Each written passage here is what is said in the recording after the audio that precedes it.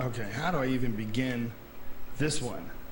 The internet has been a very fascinating thing for me in the many years that I've been on it. But one of the most fascinating things about it is the ability to get in touch with people that, if you were younger, like a long time ago, there was no chance I would be able to sit down with you and do a conversation. You would just be some, author whose books I admired. But now, because of this crazy thing, this podcast, here we are sitting down. Graham Hancock has joined us.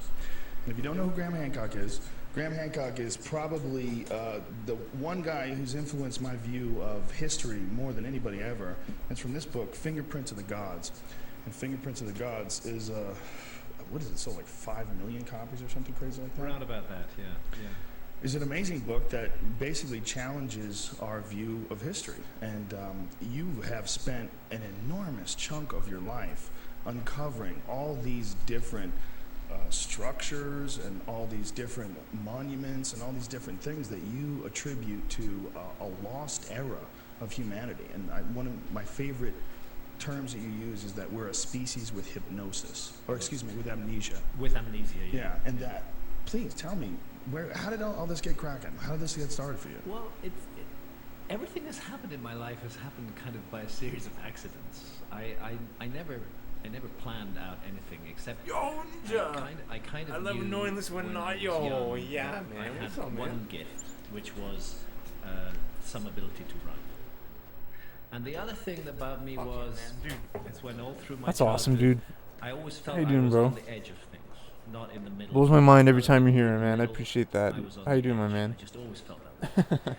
And, Yeah, dude, when exactly. I got through university. I hate it when people try to kind of fucking talk about shit they don't drifted know. towards- When I don't know towards shit, I don't say writing, shit. Current affairs, journalism, and it was Yo, Great new while video on following Steve Hates journalistic Skating. stories, That was my epic last fucking journalistic video. role was as the East Africa correspondent for the Economist, quite a serious newspaper. And I was based in Nairobi in Kenya, and I was covering wars and famines and politics and all of that stuff.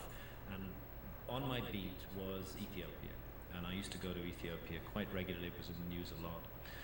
And on one journey to Ethiopia, I flew into a city that yeah. kind of was in the middle of a war zone in a DC-3. Yeah, dude. Kind of dived down out of the sky to avoid Yeah, the dude. machine gun nests in the surrounding hills. That's John F. Kennedy's Landed son or in some the shit. airport, and this was an ancient city called Axum. And it had, Robert F. Kennedy incredible Jr.? history. It had Or obelisks Robert Kennedy Jr. or and, something? palace Hold on, this built shit's in leaking. Queen 1 of second. Sheba, had an ancient Yeah, cathedral, oh, it's the crazy. most It's just ancient getting wild, Christian man. cathedral in Africa dating back to 300 after Christ. And in the grounds of that cathedral, in a chapel, outside the chapel, I meet a monk, and he tells me in the conversation we have that he's got... Yeah, man, it's getting crazy. He wants, in cause, that chapel. dude, I was gonna play that podcast, but I that had guy heard has that like a the Ark of the speech Covenant was issue, important to Ethiopia, but now I'm and sitting he in front talks of like a he sounds like a with cataracts in his eyes, sounds like a and he's crackhead, telling me behind him in that but it's chapel, like a medical "You issue. can't go there, is the Ark of the Covenant." And I said, So like I can't listen to that shit. I can't do that. I can't listen to it. It's really bad. The former emperors were never allowed to see the Ark of the Covenant. The It's Raiders pretty of the interesting Lost that Ark movie had come out I am really a couple of years wondering before this, why they're in putting the some early 80s. And so I left that person place who's gonna impressed debate, by you know? this man. Really makes you but wonder. not really believing I it. mean, I do wonder if Joe Rogan is deep state, And I right? discovered He's that, controlled. actually, Ethiopia Because is the only he country denies a in the lot world of which shit. has a living veneration, almost worship He denies a of the lot Ark of the fucking. Covenant.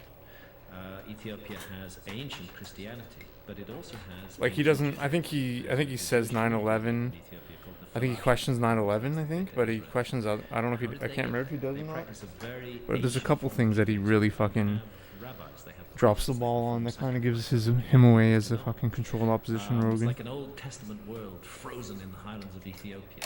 So I started to get interesting. This It is a neat, really this is exciting. interesting thing how Joe Rogan became like a And they multi-millionaire said, it's all rubbish. because of a YouTube Those podcast. Ethiopians, Is they so just made insane. it up to make themselves look big. People think that he's like Okay, but then why is it the promoted case that in and every on single YouTube church because in he's Ethiopia, deep more state than and shit. 20,000 churches, there's a YouTube is replica of fucked, the man. Ark of the Covenant in the Holy of Holies. What does it look like? I mean, not in a Well, negative way. I mostly it's mean, a box. the algorithm, I Sometimes bet, actually because they- I'm they just thinking about you, introduce buddy, because you simply two fucking tablets, which create are videos supposed to every represent fucking the week, tablets bunch of stone videos. inside the Ark of the Covenant. consistently. But the Ark of the Covenant's not a Christian object. YouTube It's a pre-Christian fucks object. What's it doing everybody. in all these churches? Why I imagine. Where does this all come from? Why do we have the black Jews of Ethiopia practicing their very ancient form of Judaism? So I Thanks, really man. I'm just started loading the to dig, vape, and I'm gonna play. It was the first time I realized. Thanks for being here, man. that, Fuck yeah. Hell yeah. You don't want to listen to academics see all it. the time. Professor X and Dr. Y may be very, very impressive people with their credentials, but they have prejudices. They have a fixed view of the past, which Yeah. they're going to stick to. So he wants to and debate as I Peter started to Hotez, who's investigate this This is fucking what drew me out of current affairs and into ancient mysteries. fake I found that here was virologist. a real investigation, a story that had never been told. Any virologist Could that this understands remote the country virology of of Africa creating really have the Ark of the Covenant? or a So how vaccine could for a it have got there? And I spent coronavirus several years in knows the that country any type of trying to vaccine would answer never those have been questions. And by successful that time, based on the by rapid the time I got to mutation the rate end of that the virus investigation, I had left and just the fact that current we've never been able to make a successful I was coronavirus vaccine in the history of humanity. Did you ever wonder if you were going crazy? Why would we carrying think that on this would be really any different? Investigating if some people in Ethiopia actually have some crazy thing from a book No, that makes no sense. I You never- really thought it was real? it But I wasn't that digress. I thought it was real. I Well never said, thought or man. didn't think that. I Yo, was I'm glad you're here, impressed by Rowan. the Thanks, man. Ethiopians That's cool. themselves, and I was impressed by You already made my purity of stream, their man. belief and the passion with which. Sorry, I'm loading the they vape. I fact got that the here, weed. after thousands of years, this object disappeared from the Bible at the time. Well, around about 650 years before Christ. It's not mentioned again in the Bible after that. It vanishes. And yet Vegas here is its Knights worship champions in 20th century partying it up Ethiopia. with the Stanley Cup. Today, Dude, I can imagine a partying, like a celebration in Vegas. Oh my god. Dude, everyone was at, like, outside New York for the celebration or something. Smoking you the yo, Stash, what's up, man? And that the story Drunk they on the themselves tell strip. about Yeah, which of connects course they it. were. It's a very romantic and lovely That's story. amazing, man. In brief, that the Queen of Sheba, famous Queen of Sheba, was an Ethiopian queen. Corina for dance. Wow. Oh, hello. Hello, Karina. Described in the Bible, big episode in the Bible. She didn't only exchange wisdom with him; she also exchanged bodily fluids, and she became Yeah, that's pregnant, hilarious. with Dude, King that must be Solomon's son, such an awesome who street party. Was to be called Menelik, which actually means the son of the wise I bet kind of man. dangerous, but And pregnant, she left Jerusalem. I didn't go, like, when the Raptors won the Gave the birth NBA to her final son championship, I Menelik did there. not go to the At the parade. age of 20 or 21, They held it on like a he visited Monday. his famous Oh, they did father the in worst. It Jerusalem. was He traveled because we north, have a lake went in to in Jerusalem, Toronto spent with the like year there, a and at the end of boardwalk the year by the lake, which would have been tried to steal amazing. the Ark of the Covenant But they from decided to do it on Jerusalem, Monday to take go it off to downtown to City Ethiopia, and Hall. now It it's was been such a since. disaster That's right the by all the Ethiopian hospitals story. and district I and believe everything. behind that legend People were is getting a true squished. mystery of how it really People got couldn't there, and leave. That's in the Nightmare. end what I ended up writing. Terrible my decision. first Such a book of bureaucratic historical mysteries Toronto about, which decision. was The Sign of the Sea. And I wasn't digress again. speculation about the Ark of the Covenant that it was some sort of a technological You guys have device won that the was Stanley actually Cup, dude. radioactive? Yes, I got into that Vegas won the speculation Stanley Cup myself already, at and some I've been length like a because Leafs I fan started for to friggin' investigate the subject. Not only was the Ethiopian 33 side years. fascinating and mysterious, but the We haven't even fucking made the object itself finals. was quite extraordinary. We've made the finals Dominates twice. the Bible. And we won it Time once. there in Sinai, the Exodus there. Damn there's it. a tremendous role for the Ark of the Covenant. I mean, Through congratulations. the wilderness, and it's marched around the city of Jericho. It knocks down the walls. But of it's okay. Jericho. We're in the East again. You're in the West. It's hugely okay. important. The Temple of Solomon is I got built you. I on mean rock, the team. and that's to serve And you too, but as an house of rest you're not like my for the friggin'. Ark of the Covenant. You're not like a Boston. That's the only reason that the Temple of Solomon is built. It's Fuck like Boston. at a certain point, it's got to be placed out of the public view. It's always a dangerous object.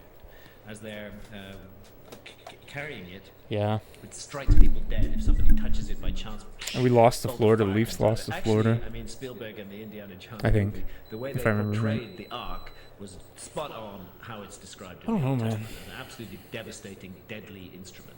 So the Israelites use it in battle. There's accounts of it flying into the air. Yeah, he wants crashing to. towards He the wants to. enemies Oh, of sorry. Israel, Peter Hotez wrote out. moaning sound. Wants to debate They all fall down dead. Then there's RFK a later account Jr. where the Philistines But I don't capture trust the Ark RFK Jr. I don't trust how he take it speaks. I off think he's to full the of city shit. Ashdod. I think that's why he Then speaks use like mistake that. of opening it, and 'Cause he's a treat it big like liar. tourist object. People walk by. I didn't listen to what he said, but And you how know did they when die? you Cancerous someone tumor. talks That's like That's this, what's actually described. talks like Batman. So The Ark of the Covenant. I'm not. I'm sorry. He has a medical condition. I'm really sorry, but the Ten Commandments, correct. I That's what's sense supposed to be bullshit. inside of it. Written upon by the finger of God Himself, if you take the Old Testament, and they're the kind of power source of the Ark of the Covenant. Now, what that power is, I did get into some speculation on this. It seems obvious to me that at one level The question is, would this type of discussion ever have gone on if Elon Musk didn't buy Twitter? I don't trust Elon Musk which is presented at all, itself in a but surprising context. that where is you don't interesting. expect to find it. And I heard they're there it is. So I going started to look flip into the script background now of and this. Where say, did this come up with all this from? evidence Where the it vaccine comes was from bad and Egypt. stuff. Moses is intimately connected with the Ark of the Covenant. Whether it is or not, Moses is the raised point in is that they're household flipping the of script, Pharaoh it in looks Egypt. like, He's groomed to be which is a interesting. future Pharaoh. And then the falling out comes, and he leaves Independent with of the the fact children of whether Israel it is or not. and builds the Ark of the I Covenant. think that's kind of in the Sinai. the Now, point if he is was what raised they're and groomed as a future Pharaoh, fucking then footing. he would have been a magician. He would have been versed in the high magic of ancient Egypt, and those guys could do virtually anything they set their minds to. I mean, anybody who can build a pyramid in terrible. Egypt, if it was built, Thanks for being, man. we're told it was built. It's an extraordinary and Even if it was stunning built before then. And Whenever for it people was who don't understand what you're talking about here, your premise, or a big part of it, is that there is somewhere around, what is it, 10,000 years ago, somewhere around then, towards the end of the last ice age, humanity was probably mostly wiped out, or wiped out in a big way, and we had to rebuild from there. We had to rebuild, and I believe that we lost a civilization at that time. An entire civilization. Which has not been recorded by history, and that it went underwater with the rising sea levels. And what led me to this, the reason I became interested in pursuing that line of inquiry was the Ark of the Covenant, because it seemed to me like a piece of technology that was out of its place in history, in the way that it was described. I'm not wishing to put down the spiritual aspects, because they are there, but there were definite technological aspects. Damn it. And then I had to ask myself, well, where could that knowledge have come from? And It's through just so Egypt, dumb, guys. we then start to find that Egypt itself looks back to an older time. The ancient Egyptians didn't regard themselves as the beginning of their story. They regarded themselves as quite a late point in their story. And they look back to the time of the gods, which they called Zeptepi, the first time, when there was a golden age. And they speak, and there are texts, the through building texts, which speak of the gods living on an island, a gigantic flood coming. Most of the gods are killed, odd thing to happen to gods. Sorry, And I then keep hitting the mic. come and settle in Egypt. The survivors come and settle in Egypt. And So Egypt is the product of an even far earlier civilization, but the history of Egypt goes back way, way further than people think it does. that's my view. That's my view. I support that view, and I was astonished when you had Robert Schoch and John Anthony West, when they brought their findings about the erosion on the Temple of the Sphinx. They brought these findings to these academics, and just the tone of their voice, the way they were approaching the information, the mocking attitude that they had of it. Well, where is this civilization you speak of? Because they're talking about a civilization that was possibly, 10,000 BC or something like that? Yeah, I would put the figure around about 10,500 BC. What for the people, end of it. if you don't know the story behind it, there's water erosion on the edge of the temple where the Sphinx is done that could only be attributed to thousands of years of rainfall. That's right. The last time there was rainfall in the Nile Valley was This what is is the it? breakthrough work that John Anthony West and Robert Schoch did. The initial observation Brutal, came so from bad. John, who is an astonishingly knowledgeable man about ancient Egypt. He's not an official Egyptologist, but he spent his whole life working in ancient Egypt, and through his research and his background, he came to realize that the erosion patterns on the Sphinx are really odd. And he then went to Schoch, Robert Schoch at the University of Boston, who is a geologist and an open-minded one. And he said, would you come to Egypt with me and give me your geological opinion on this monument? So Schoch went there, and it was immediately clear to him that this monument had been subjected to thousands of years of heavy rainfall at some point in its history. And that's where the mystery begins, because the study of ancient climates is quite well advanced, and we know that 5,000 years ago, 4,500 years ago, when the Sphinx is supposed to have been built, Egypt was as bone dry as it is today.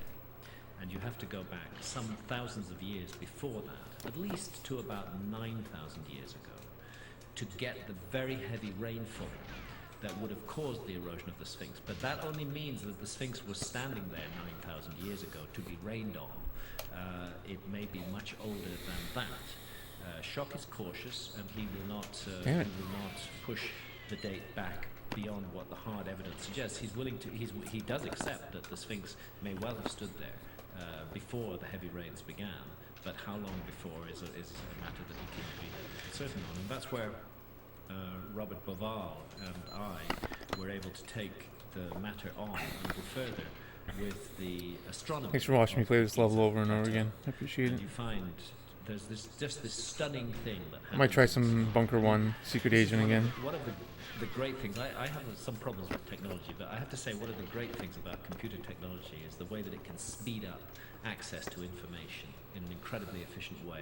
And there are computer programs now which will show you exactly how the stars were positioned at any time in the last 30,000 years over any point on the Earth's surface. You can literally wind back the ancient skies and see them, and the skies do change because the Earth is the viewing platform from which we observe the stars. There's a wobble on the axis of the Earth called precession. That's right, and the wobble takes 26,000 years to complete a cycle. So it's a cyclical process. Eventually the stars will all return to starting point and begin the cycle again. And because of that, we can say that the Sphinx was gazing at his own celestial counterpart, the constellation of Leo, at dawn on the spring equinox in 10,000 BC, while 90 degrees away, due south, Orion was lying on the meridian in exactly the pattern of the pyramids on the ground. And doesn't John Anthony West go even deeper? He believes it's like 30,000 BC or something crazy.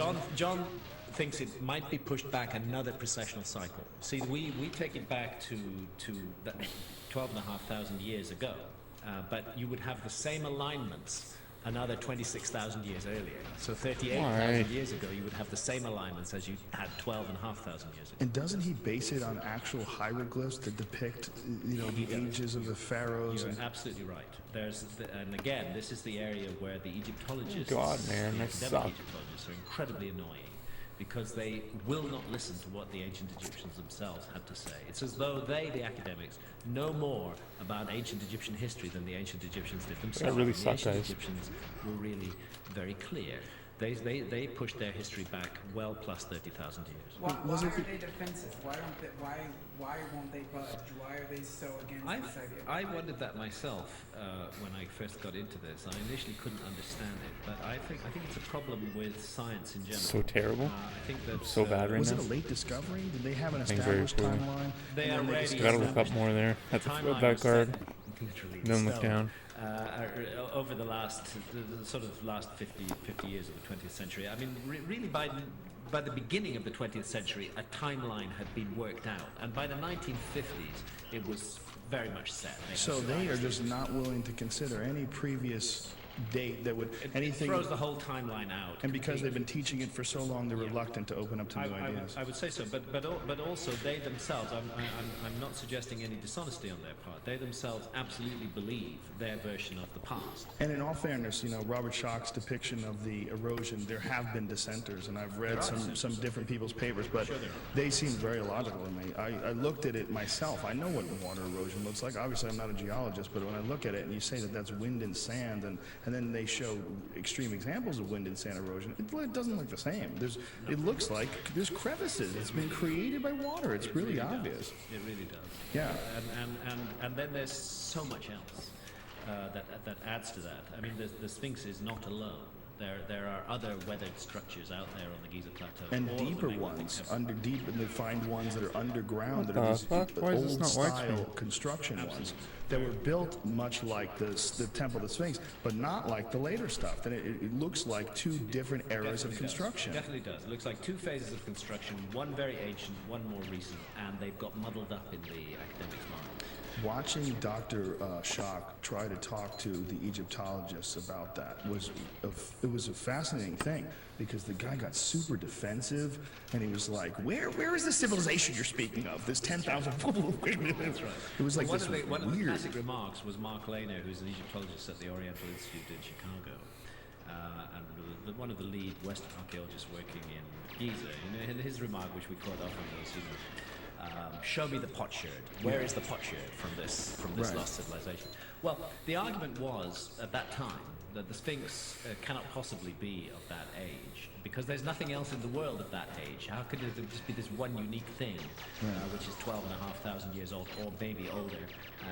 Wow. This amazing monument. How can that be alone? Show me the potsherds of the rest of that civilization. Well, some years later, those potsherds have started to turn up, and they've turned up in Turkey. In the form of Göbekli Tepe. Göbekli Tepe, a gigantic megalithic circle, which dates back to precisely 12,000 years ago. And it even has carvings of animals that don't exist anywhere near Turkey on this thing. And they're trying to attribute it to hunter-gatherers, which is hilarious. It's really hilarious. These were people who had an organized and systematic civilization. And it was somehow or another That's so rad. intentionally covered up. They buried it. They buried these gigantic, like 12-foot tall, beautiful stone carvings with like lizards on them and stuff. In the way Fascinating. also, by the way, that the ancient Egyptians themselves decommissioned some of their temples when they knew their system was going down. They knew it was going down. The Romans were the end of it for Egypt. The Egyptians thrived through the Greek period. When the Greeks arrived in Egypt, what happened was the Egyptians colonized the Greek mind, and the Greeks became Egyptians. And when the Romans took over, it was a different story. That's my people. They fucked everything And up. we're still, yeah. When the Romans made this alliance with Christianity and the Christian church pulled on the jackboot of Rome, it was Christians who really wanted to take Egypt apart. They wanted come to on, destroy man. everything. And the Egyptian priests themselves, rather than let their temples fall into their hands in that way, they went around and destroyed certain things in the temples.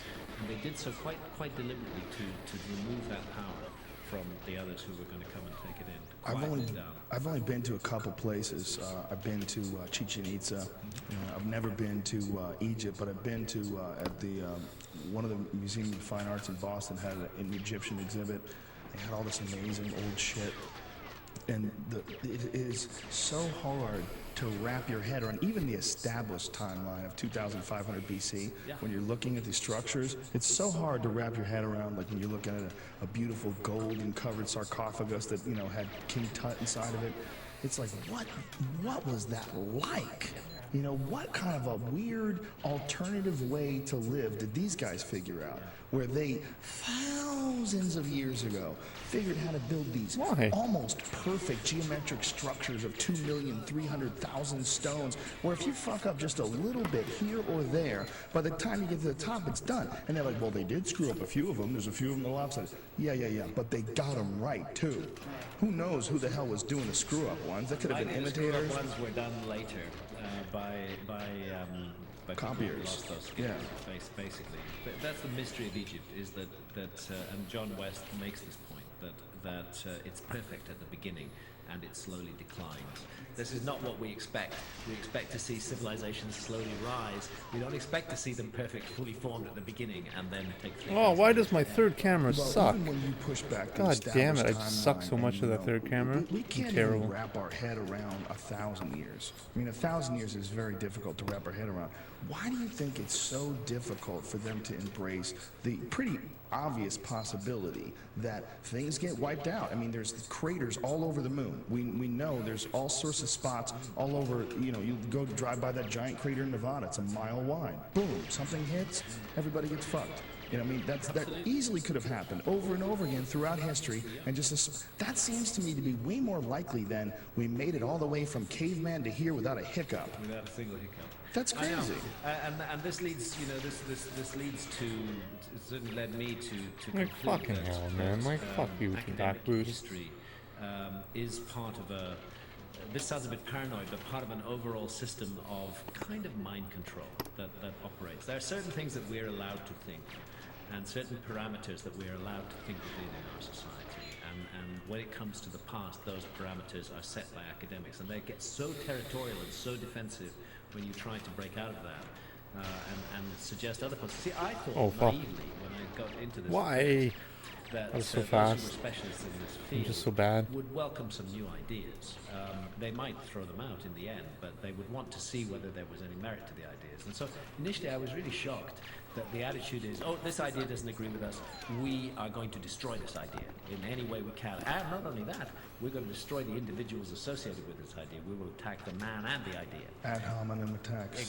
Exactly. In a very dirty tricks kind of way. It's only later on, actually, that I came to realize that academics all treat each other this way as well. They're all very territorial. They're all ego-driven. They have their power base in a particular view, and they Oh, defend it suck, that guys. view It suck. to the death. Now, when you say that Dr. Schock is very conservative, you're not joking around about that. And I always wonder when I hear some of the things that he says about other ancient structures, I always wonder, wow, I wonder if he took too much heat from the Sphinx and now he like backs off on stuff. He's very like the careful. Bosnian pyramid and even the Japanese structure. Didn't Yeah, you see I that? went there with Schock. And, He's crazy. And Schock would not.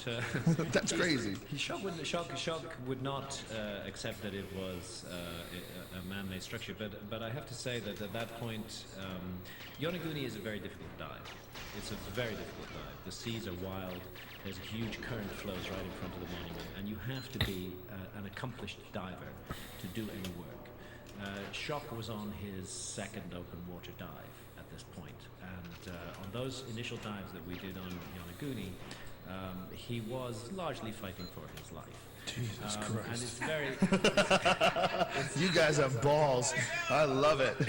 it's very, but my wife Santa, who's a photographer, and I Santa's right here with us. have done more than Why? 200 plus dives on the Yonaguni monument. We went through the process of learning to dive and really getting the skills to be able to handle that kind of current, which is literally going to rip your mask off your face and take the regulator out of your mouth. It's like swimming in a river against the current, actually. So what I would say is that I think Schock was a little premature with that conclusion, and I think I have huge respect for Robert Schock. I have huge respect for his openness of mind and his geological acumen. But not enough time was spent on the monument to reach that decision, and it's not just one monument, it's a whole complex of monuments. And further north settles it for me, off Okinawa, which is about 400 or 500 miles north of Yonaguni. There is a majestic stone circle, 100 Why? feet Like what? beneath the water, which again Santa and I have dived on extensively, which Schock has not seen, which is Sorry. there's just no way on earth that monument could have been. Do you have photos of this online? Yes, we do. We have photos on What the would I website. look for? Okay, you go on to I'm sure if I just Google it. Go to grahamhancock.com Okay. and then go to gallery. And then go to underwater. We have underwater on the gallery.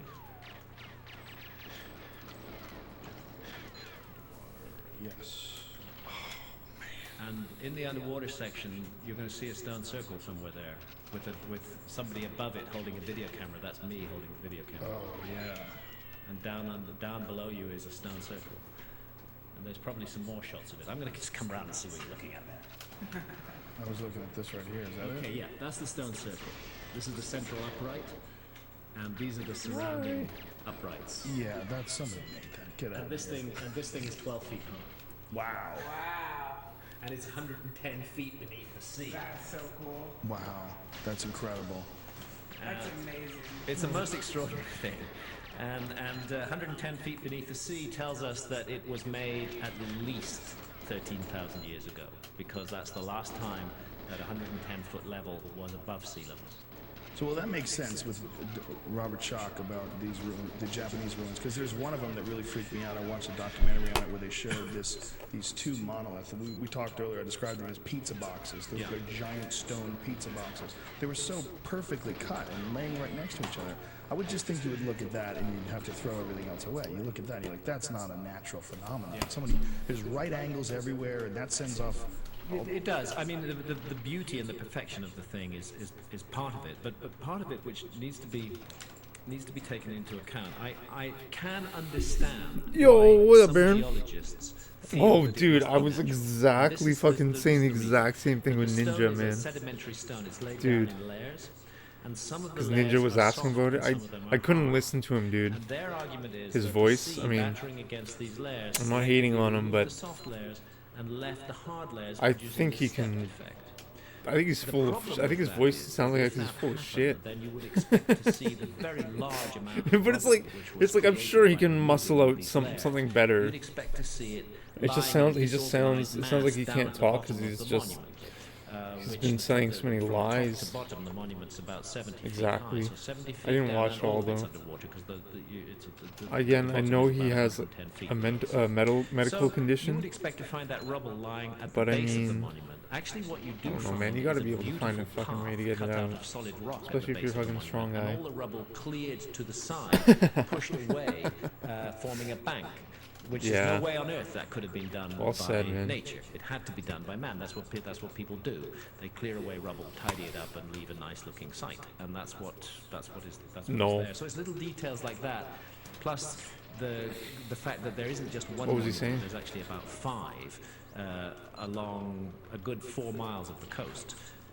Makes it impossible for me to accept that it's a natural phenomenon. And I guess the question comes up when you talk about ancient monuments or ancient civilizations from 14,000 plus years ago, how much really would be left?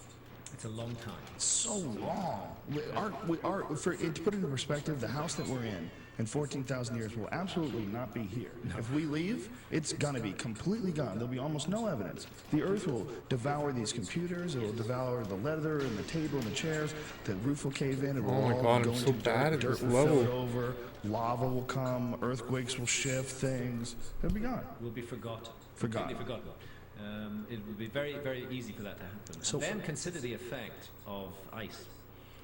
Consider the fact that he's wearing the during sweater. the last ice age, And now I'm North standing America next to and the Northern president Europe again, were next to covered a with these collapsed bridge here. gigantic ice And he is caps. You're cleared talking to ice permit which is to 2 work to with 3 miles the deep. governor Your website's getting and crushed right now.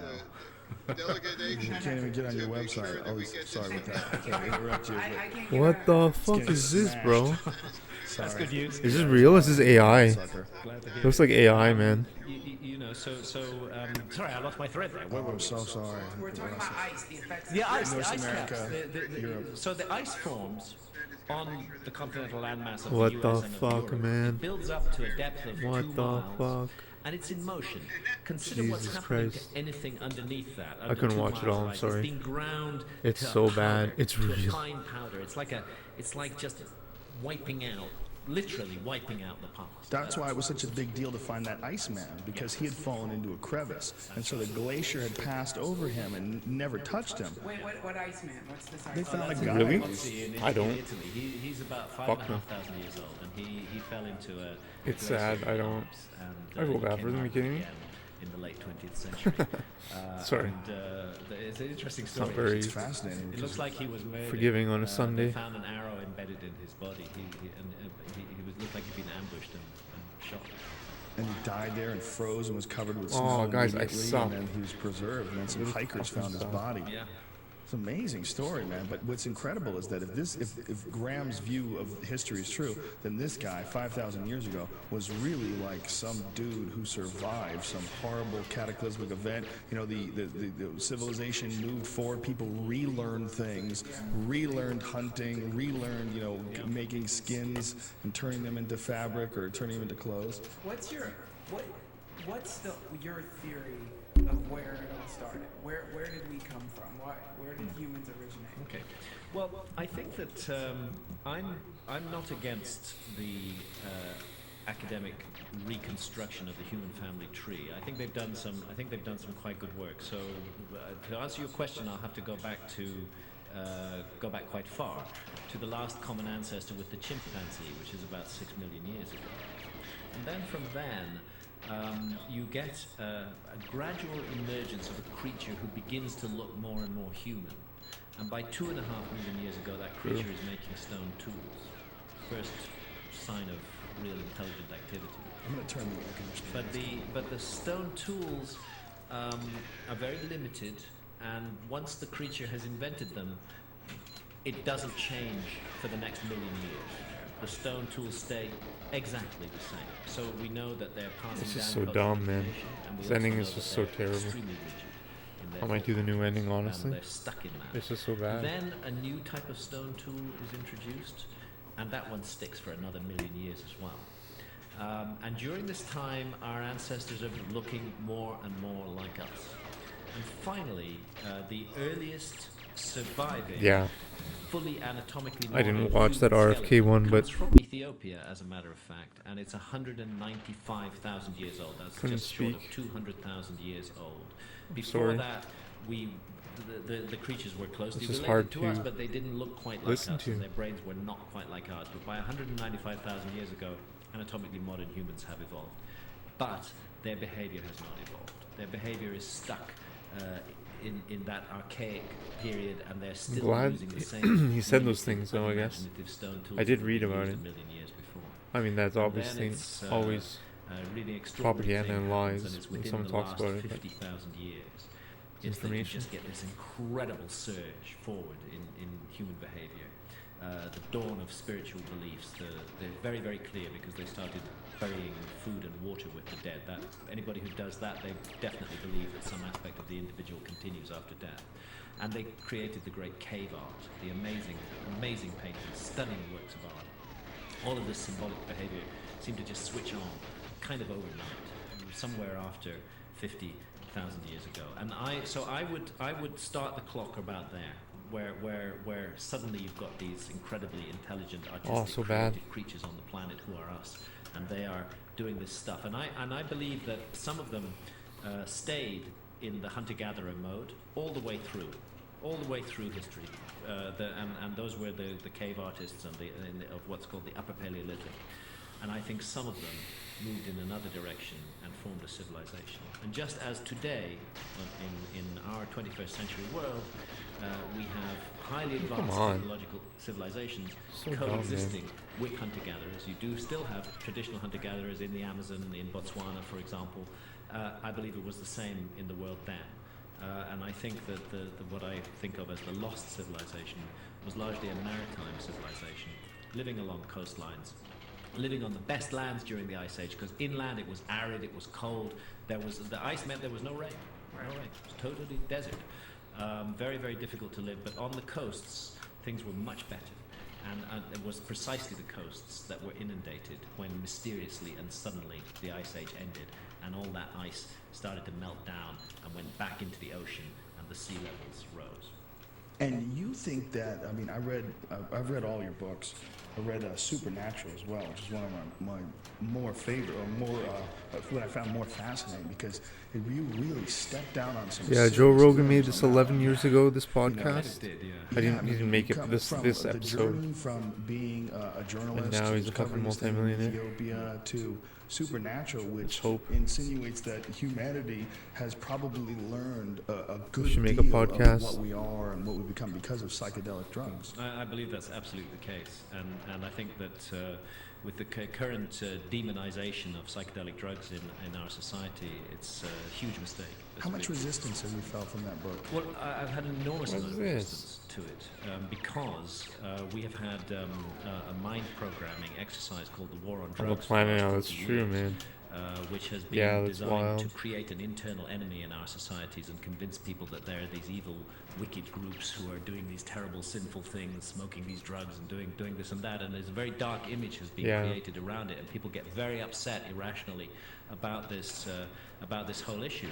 And actually, what's been forgotten in all of this, and for me, it's become I regard it as an extremely important issue, is that when the state sends us to prison for essentially You should open a exploring YouTube our own Fear Factor consciousness. channel. This is a grotesque People doing abuse of Fear human Factor rights. stunts for It's money. it's a fundamental wrong. If I, as Sure, an it'd be very adult, successful. am not, sovereign over my own consciousness, then I'm absolutely not sovereign over anything. I can't claim any kind of freedom at all. And what has happened over the last 40 or 50 years under the disguise of the war on drugs is that we have been persuaded to hand over the keys of our consciousness to the state. The most precious, come the most on, what? intimate, the Why? most sapient part of ourselves, the state now has the keys. And furthermore, they've persuaded us that that's in our interests. This is a very dangerous situation. Have you ever, there was an article that was recently published about people and creativity, and that, everyone says they love creative ideas, but the truth is, amongst non-creative people, creative ideas make them confrontational, make them upset, make them defensive. When you start talking about experiences like psychedelic experiences, one of the things that always freaks me out is the people's inability to even consider that there's a difference between a psychedelic experience on drugs and a drug that's going to ruin your life. Yeah, They're not even interested in considering Why? that possibility. There's two different. It's like the same thing. It's like someone resisting. Definitely, and that again, that's the result. Let's remember that Programming. funded with our money, our taxpayers' money, there has been 40 years of programming, more than 40 years, on this subject to make us all develop a kind of aversion, a fear, a hatred, the horror Yeah. of drugs. And this is, it's just fundamentally wrong in so many ways. Look, quite a number of illegal drugs are actually really bad and really dangerous, and they will totally fuck you up in all kinds of ways. But Why? I believe that the sovereignty of the adult over his or her own body and his or her own mind trumps everything else. Sure. And we must have the right to make our mistakes. Yes. You know, we already have laws in our society for punishing bad behavior. Yes, why? If Like, what are somebody you on doing? Where drugs are you, man? goes out and gets in somebody else's face and causes them trouble, we already have laws to deal with that. We don't need new laws that control our consciousness and rigidly place it in a prison and actually place us in prison So, if we such explore an that important consciousness. point, what you just said, that we already have laws to Oh, keep people from doing come bad on, things. man. It's so important. We don't, yeah. It seems so logical. It's like so clear. If you can drink and not do anything bad, go drink. Exactly. If you can smoke pot and not do anything bad to your fellow human, Go smoke pot if that's what you want to do. If that's your adult decision, that's your choice. What does liberty mean if it doesn't mean that? well, If it doesn't people mean the will right? get into this ridiculous, just obey the law. Why is it such a hard time? What are you, a druggie? You need drugs to get through this life. And I always say, this is such an illogical argument, because imagine if we were on an island, we were the only people on the planet, and there was only 4 of us. There was only 4 of us, and one of us wanted to smoke pot. And we said, no, we gotta lock this guy up in a fucking cage. He's crazy. And It's we nice to decided, reduce it to that, Yeah. to 4, then you really see the you dynamic. see how silly it is. Like, Yeah. what, you would just lock this guy up in a cage. You can't smoke pot. We made a law against it. Yeah. Like, what? And that 4 is just as ridiculous as 4 million or 400 million or what. It's just as ridiculous. It's an extraordinary thing, and you have to consider what it's led to in our society in all kinds of ways. It's led to the creation of huge armed bureaucracies who have the right to break into our homes, smash down our doors, humiliate us in every possible way, ruin our lives with criminal records, and all because what? We're smoking some natural herb, which affects our own consciousness in some way. So again, I say, if we get into the faces of others, the state may have a role to play, and it does, and it already has elaborate rules for dealing with that. But for the state to have transgressed the consciousness of free sovereign adults is a grotesque abuse of human rights. And it doesn't work. This is the other thing. If the state could turn around and say, the war on drugs has worked, we have reduced the consumption of this, that, it's not true. They haven't reduced the consumption of any drugs. The consumption of all illegal drugs has gone up and up and up and up and up. Let's take another drug, tobacco. You never got sent to jail for smoking tobacco. You never got your life ruined or your front door broken down. But some years ago, people cottoned on to the notion that tobacco actually may be making us pretty unwell if we're smoking a lot of tobacco. Seems to be a connection with lung cancer. And this information was put forward. Look what's happened with tobacco in the last 20 years. Millions and millions of adults all over the world presented with that information have taken a personal sovereign decision to stop smoking cigarettes. I took that decision when I was 38 years old. I'm 61 now. I used to smoke 40 cigarettes a day.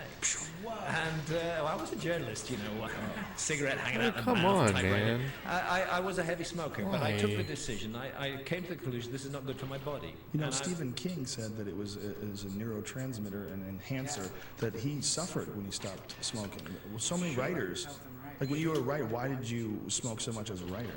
It helps. Yeah, it does. It definitely did. It definitely did help, as does marijuana. The anxiety. But the fact is that there is the point that I want to make. When you is smoke that- tobacco, is that you see if so the clearly. state was really interested in helping us. This is how the war on drugs is presented. We're concerned about your health, so we're going to send you to prison. You know, we're concerned about the harm this drug is doing to you, so we're going to send you to prison. What's more harmful, the harm the drug is doing or being sent to prison? It seems to me pretty obvious that being sent to prison is a much more harmful thing that's being done. If the state was really concerned about harm, then the solution is not to criminalize people for taking drugs. The solution is to present them with very good information which they believe.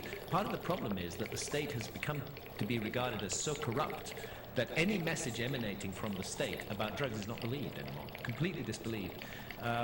So, you know, once again, we come to this issue of adult sovereignty over consciousness. And our right also to make mistakes with our own body if we do that. That's what I believe we're here on this earth to learn and to grow and to develop. And we have to have adult responsibility to do that. Always astonishes me in America, where you have the Republican Party, which is strongly in favor of individual freedoms, that it's often Republicans who are the ones who are most anti-drugs. I feel the drugs is a Republican issue.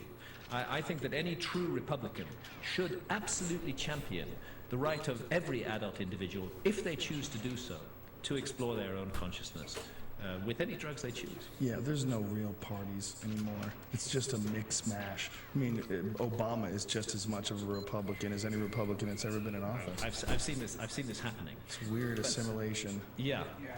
It is. It's just you're fucked no matter what. It's either the same person. Basically, because really our society is being run by gigantic faceless bureaucracies now, and those are much more dangerous than anything else, because they don't even have a figurehead. They just continue. They roll on and they run people's lives. But the aspect of society where powers that be are trying to control people's mental territory, this is not a new thing. This has been going on for a very, very long time. Going on for a very long time. The newest incarnation. We had witch burnings where it's a very old... Exactly. I would say that in our society today, drug users play the same role as witches played in Europe in the 16th century. Absolutely. That's fundamentally what's going on. They're an internal enemy which the society can be mobilized to hate, because that's what the state does. It makes people hate and fear and suspect other people, because then they want to rely on the state for their defense and their protection.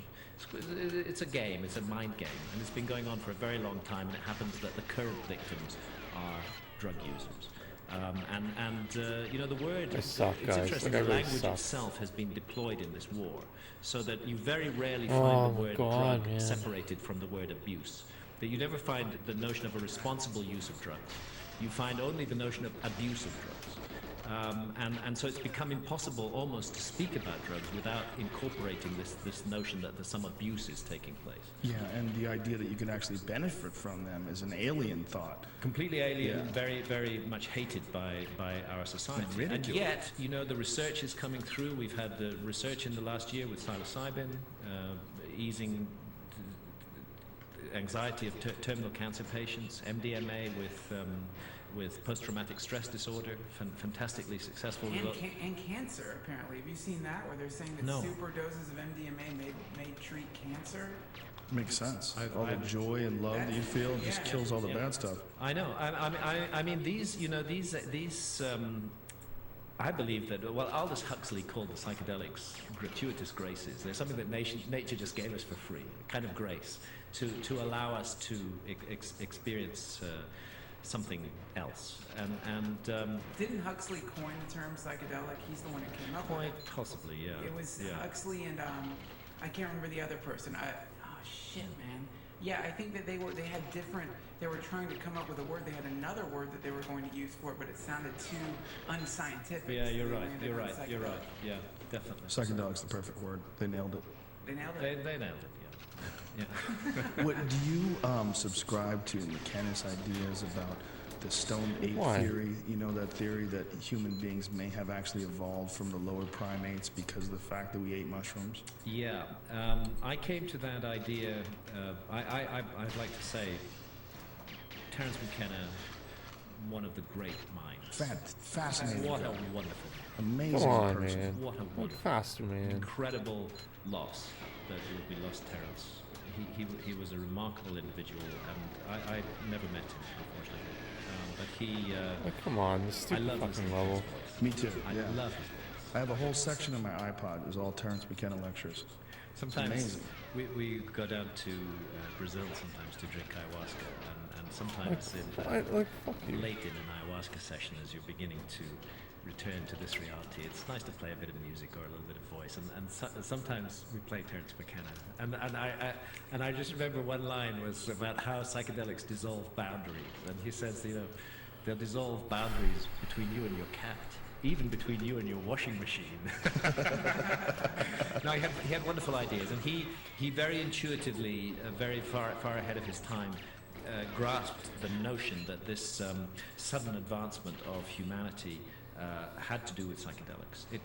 What it did was it broke our rigid behavior patterns that we were stuck in and unable to change, and it opened us up to new possibilities. And you see this remarkable event taking place after 50,000 years ago, definitely to do with psychedelics. Now, since that time, there's a parallel track, which is the academic work on cave art and psychedelics, which is Professor David Lewis Williams of the University of Witwatersrand in South Africa, and he has absolutely taken it beyond intuition and totally proved, without any doubt whatsoever, that all of the cave art was inspired by visionary experiences on psychedelics. There's just no doubt about it. How do you prove that? You prove it by the nature of the art itself. It's rich with what are called entoptic phenomena, certain patterns, zigzags, grids, hexagons, honeycomb patterns, internested curved lines. The caves are covered in all of these. Go around to the rock canyons in Utah, you'll see the same thing. Rock art all over the world is influenced by visionary experiences. And then classically, the absolute defining characteristic is the appearance of beings or entities in the art. And those entities are typically half human and half animal. It's called a therianthrope. That's from the Greek therion, which means wild beast, and anthropos, which means man. And this is one of the definitive come on. of deep Just give it to me, experience man. is encountering Jesus, entities who stupid communicate fucking level. with you and who are often encountered in this half man, half human form. So it's interesting that work done in the 1960s with, for example, mescaline, they found that the volunteers were drawing the stuff they saw, and one of the volunteers drew a man in a business suit with the head of a fox. Wow. That was an entity that had come and spoken to him in the trance-like state, no different from the man with the head of a lion and the body of a human being that you find in Hollenstein-Stadel Cave in Germany from 32,000 years ago. So what do you think is going on there? Do you think that you're dealing with entities that don't really have a form that we can understand, so they present themselves in some cartoonish combination of things that we're really aware weird. of? Yeah. I think that, and I'm going out on a limb here, but I think that we're dealing, I don't believe consciousness is generated by the brain. I believe the brain is more of a receiver of consciousness. I think that's a really important distinction. Oh wow, the brain is a receiver of consciousness.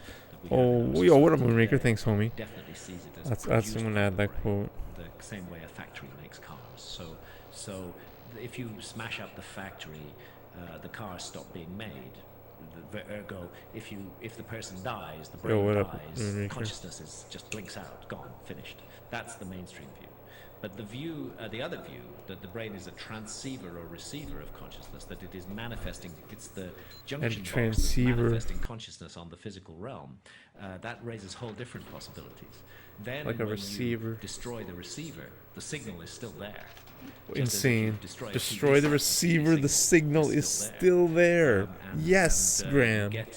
This is why we're here. Suggestion that I derived from that is that consciousness is fundamentally non-physical. The receiver. But for certain reasons, and they may be very deep and very mysterious, consciousness has created realms in which it is possible to manifest physically. Because in the physical realm, you have all kinds of consequences to your actions that you would not have in a non-physical state. A physical realm may be a very useful place to spend time if you're an ancient soul who wishes to learn and grow and develop further. And that's how I've come to see it. I think we, and that's how all ancient spiritual traditions see it, that we incarnate in these bodies in order to have the experience of life on Earth. But we don't die when these bodies die. These bodies are like a suit of clothes that we're wearing for this incarnation. I've always subscribed to the idea that creativity, when I'm at my best and most creative, and when I'm performing, doing stand-up comedy at my best and most creative, I feel much more like a passenger than I do a driver. Yeah. I feel like when I write my best stuff, I have no idea where it's coming from. I'm not even really there. I'm just moving my fingers and it's coming to me and it's not even me doing it. And it sounds ridiculous. I feel like that when I You play could say that, GoldenEye. well, it's because really the ego But I gets in think the it's way of just creativity because you're always worrying consequence about of the yourself. If you number just of put the ego attempts. aside, It's then bound your to mind happen. can work better. And I see that argument, but I don't really. It feels like it comes to me in these great bursts of of ideas that I never considered before. And I'm like, well, where is that? Is that maybe that's really something that I'm figuring out a way Coming to down from tune in. Yeah, you're tuning into it, and you're becoming a channel for the material, for your own material. Your consciousness is running the show, but your consciousness is not limited to this realm, and it's drawing down material from elsewhere. I've had the same experience with my writing. The more that I intellectualize the process, and that's particularly true since I've turned to fiction, the more that I intellectualize the process, the harder the writing becomes. And the sooner I let off that intellectual control and just let it flow, the better it gets. It's so Oh, strange so- how it comes in waves, though. It's almost like you Yeah. can't keep tuned in to the spiritual realm for any long period of time. I shake it off. I know after like a few hours of writing, my writing just starts to turn to shit. I'm like, Yeah. oh, I guess it's off now. It's back to me. Now it's me writing. And the right thing to do at that point is actually to Close the say, laptop, walk yeah, close away. the laptop and go and have a break. Yeah, save your work and try again tomorrow. Yeah. But it's universal. That's there's also the how I Stephen feel Pressfield sometimes. book, The War of Art, that deals with the concept of the muse, and it's a fantastic book. And I used to buy stacks of them and give them to people. I gave you one, right? Yeah. It's an Thanks for amazing. recommending that. I'm a big fan of Pressfield. I didn't know he'd written that book, so It's a brilliant book. I think I have a copy of it. I will give This you is so one. slow. And it's the brilliant thing about it is it's really no nonsense, but it's all about it's a no nonsense. Put the work in, force yourself to do it. Don't make excuses. Put the work in. But then it's also about the muse. It's also about the idea that you are just sitting there and putting yourself in a position to tune into it. You just have to show up. You show up. You move your fingers. And let the muse come to you. And that the muse is real. Yeah. Well, let me tell you. I mean, I have been a non-fiction writer all my life. I started out, as I mentioned, in journalism. I moved into ancient mysteries, but it was always non-fiction. You look at a book like Fingerprints of the Gods or Underworld, the book about our diving adventures, you'll find that there's 2,000 footnotes. They are. I hope they're readable, but they're also detailed, researched documents. And that was the kind of writer I was until I encountered ayahuasca. And when I encountered ayahuasca, I started working with ayahuasca in 2003. And the reason I started working, I had one psychedelic experience in 1974 with LSD. And after that, it was an amazing experience, by the way. I had a most incredible night at the Windsor Free Festival in England. I spent the whole night wandering around. I kind of traveled back in time. It was like being in a sort of medieval encampment. It was just incredible. But when I came out of that experience, I thought to myself, I was 20, I guess I was 24 then. I thought, if that went the other way, that was a really powerful experience. If that went the other way, I'm not sure how I would handle it. I thought it might really fuck me up. And I got a bit scared, and I'd heard stories of others who'd had scary experiences, and I thought, I'm not going to do that again. And I didn't. I didn't take any psychedelics from the age of 24 until, 2003, when I was 53 years old. And the reason that I started taking psychedelics again was because initially it was my research project. I was writing supernatural. It was clear that the cave art had been influenced by psychedelics. Here was something I could experience for myself. I've always felt as a writer, I shouldn't be writing something if I'm not in it myself. I have to experience it. Which is why when you were writing Underworld, you learned how to dive. Diving and ended up doing huge numbers of dives all around the world. It's the way that I work, and therefore it was logical for me to investigate psychedelics once I started to write supernatural, and I wanted to investigate them in a shamanic setting.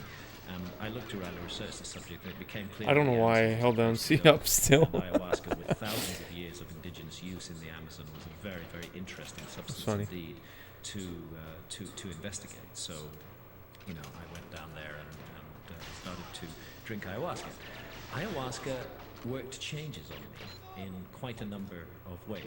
It's made me a more thoughtful and reflective person in some ways about my behavior and the impact of my behavior on others. I've still got a long way to go on that. They say in the Amazon that ayahuasca is a insane.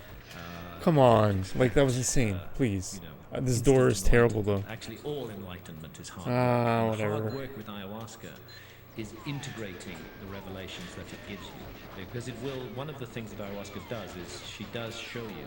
Oh, I got the where warp. you've been cruel and I don't even know if that's unkind 26. to others, and she shows it you from the other Yeah. person's point of view. Door was It's a pretty lesson bad. that you learn, but then integrating that into your own behavior in daily life is actually really difficult. Lifetime of bad What? habits are very hard to change, and work has to be done in order to do that. Oh. So ayahuasca has helped me to begin on that path. I do not claim to have reached any form of perfection. Very far from it. I'm a very imperfect, frail human being. But I have at least been set on the path that I believe is a more positive one. But then something else ayahuasca gave me. And it happened because I asked for it. I'd reached a point where I felt that I didn't want to go on with the investigation of the lost civilization subject anymore. Not because I'd lost interest in it or because I'd turned against it, but because I felt that I'd taken it as far as I personally could. After Santa and I had done 6 years of scuba diving all around the world and literally put our lives on the line and had revealed a great deal of stuff underwater that people didn't know about, I felt, actually, I don't know where I take this next. There are a lot of young, energetic people out there. I would like them to take it on now, for where I took it from. And I wanted to look for a change of direction. I wanted to challenge myself as a writer. And I'd always wanted brutal. to write a novel. So That was so bad. down in Brazil, over a series of 5 ayahuasca sessions, I asked ayahuasca, can I write a novel? And if so, what would I be writing about? And something amazing happened. In those 5 sessions, I was given the entire story of the novel that I ended up writing, which is a novel called Entangled. The whole story, the characters, their dilemmas, the time travel aspect of the story. Were you just frantically writing it all down, or were you trying to No, remember it was very, I wasn't even trying to remember it. It was just very, very clear. It was very clear that I was to write a story and that it would involve 2 young women, one in the Stone Age, one in the modern times, and that they would be entangled, that they would be connected through consciousness. And that they would be involved in a battle of good against evil. And certain scenes came through very, very clear to me and stuck vividly in my mind. So as soon as we'd finished in Brazil, I went back to England and started writing. So when you ask ayahuasca, can you do it, and what would it be about? Do you think that that ayahuasca wants you to do this? Because if you do something like that, you have to. I always think of any work that I put out, whether it's even writing a blog or putting a funny thing up on Twitter. You send out this signal, and then this signal is going to affect who knows how many people in a positive way, especially something that they really enjoy reading, like a book. And people can say, like, why would ayahuasca want you to write a book? Because some books are fucking awesome. That's why. And that feeling of getting really hooked into a book and really just loving it. I haven't read a good novel in a while. The Strain was the last one that I really liked for a while, but then hated. You know, I loved the beginning of it. That's that vampire one. Oh, what? Like, why? It sucked. My point is, that feeling, there's a lot of positive energy associated with something that's really entertaining and gripping. Definitely. It's a highly effective way of communicating. I don't know whether ayahuasca. I hate this fucking game.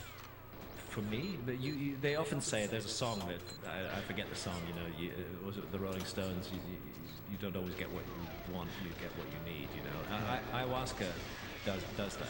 She tends to give you what you need, not always what you ask for. I have set intents at the beginning of sessions, and I found myself going in a totally different direction. But these 5 sessions were different. It was very, very clear. Here's a story. Go home and write it. It was I felt compelled Terrible. to do it. So if they affected you in that way, if they created this huge effect on you, think about what would happen if it was legally available. Exactly. That people were. So then you see how the Guys, I war don't on think I'm drugs is even actually pacing 25. suppressing, human evolution. Yeah. If this is, it seems like what Exactly. you're saying that And girls. throughout time, these psychedelics have been Like, I'm widely. not pacing Do you think 25. The Egyptians were taking psychedelics. Definitely, not good news. Definitely. What No, psychedelics were they taking? Particularly the blue water lily, Nymphaea cerulea, which is a potent psychedelic. And William Emberton at the State University of California has published detailed. I guess I was research on boosted around the table that glutamate one, and all that its run. psychedelic properties, and it was certainly. It's still even, used. like, They were journeyers. even They, then. when the ancient Egyptians explored the mystery of life after death, they were not, sitting in some scribal room just making this stuff up. They were investigating. They were exploring. They were separating their consciousness from the body, and they were entering other realms. And they were coming back and giving a detailed report about what they encountered. The first Why? I ever heard of any of that was from John Anthony West's work and the work on the Temple of Man, Yeah. which is really fascinating. That there's a temple, and each area of the temple signifies like a part of a human being. And there's a whole area about the pineal gland. And the Egyptians were, they called it the seat of the soul, and that they believed that the pineal gland was your connection to the afterlife. And hey, they were right. Yeah. This is the mystery. Shots were It's, really there. DMT, which is the active ingredient of ayahuasca, is generated by the pineal gland.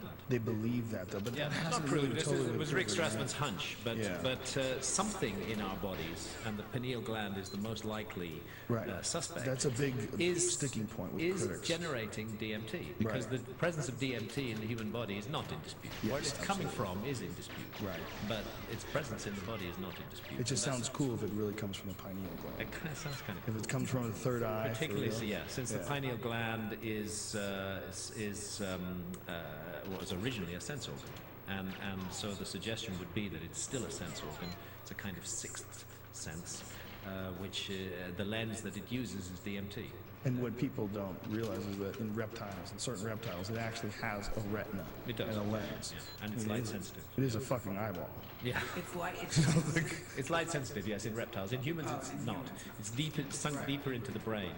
Okay, I think I'm but- gonna but a take very a- mysterious, use washroom. very mysterious organ. Not a and, break, but I think I'm I gonna would still take some of say this friggin' you're right. It's not Aztec proved. I would still double say over. the most You know likely this? candidate for the generation of DMT. Well, Strassman is working on figuring that reset. out right now. One They're sec. working on Yeah. more You're back, detailed thanks. studies to try to Excellent. exactly pinpoint the Man, that location little sucks, where it's I'm created. glad I'm glad that's happening. I mean, the point that you were making just now.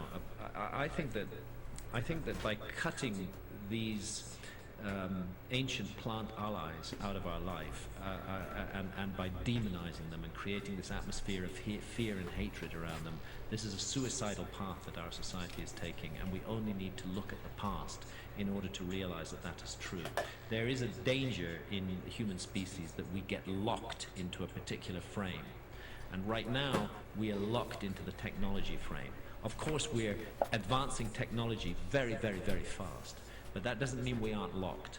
We're locked into one frame, and we're not thinking outside of that frame. And we can see the consequences of being locked into that frame, which is our world is in chaos. Our world is in a state of hatred and fear and suspicion right now.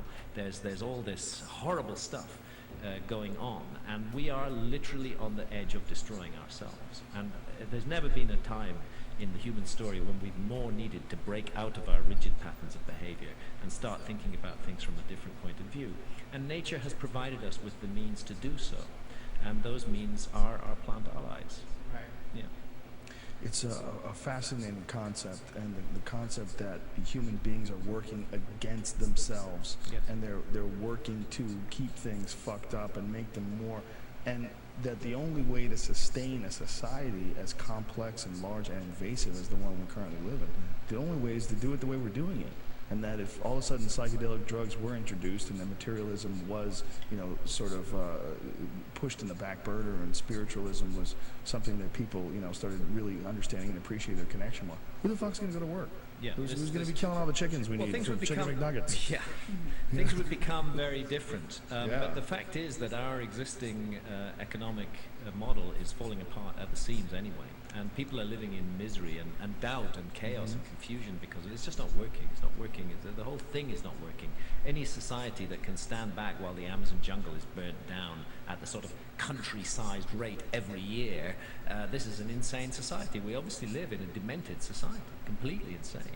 A lot of people aren't even aware of how crazy that looks if you watch it. You see documentaries on it online of the mass amounts of forest that they're chopping down. It's bizarre. And that's why it's interesting that this particular agent, ayahuasca, comes from the Amazon. Yeah.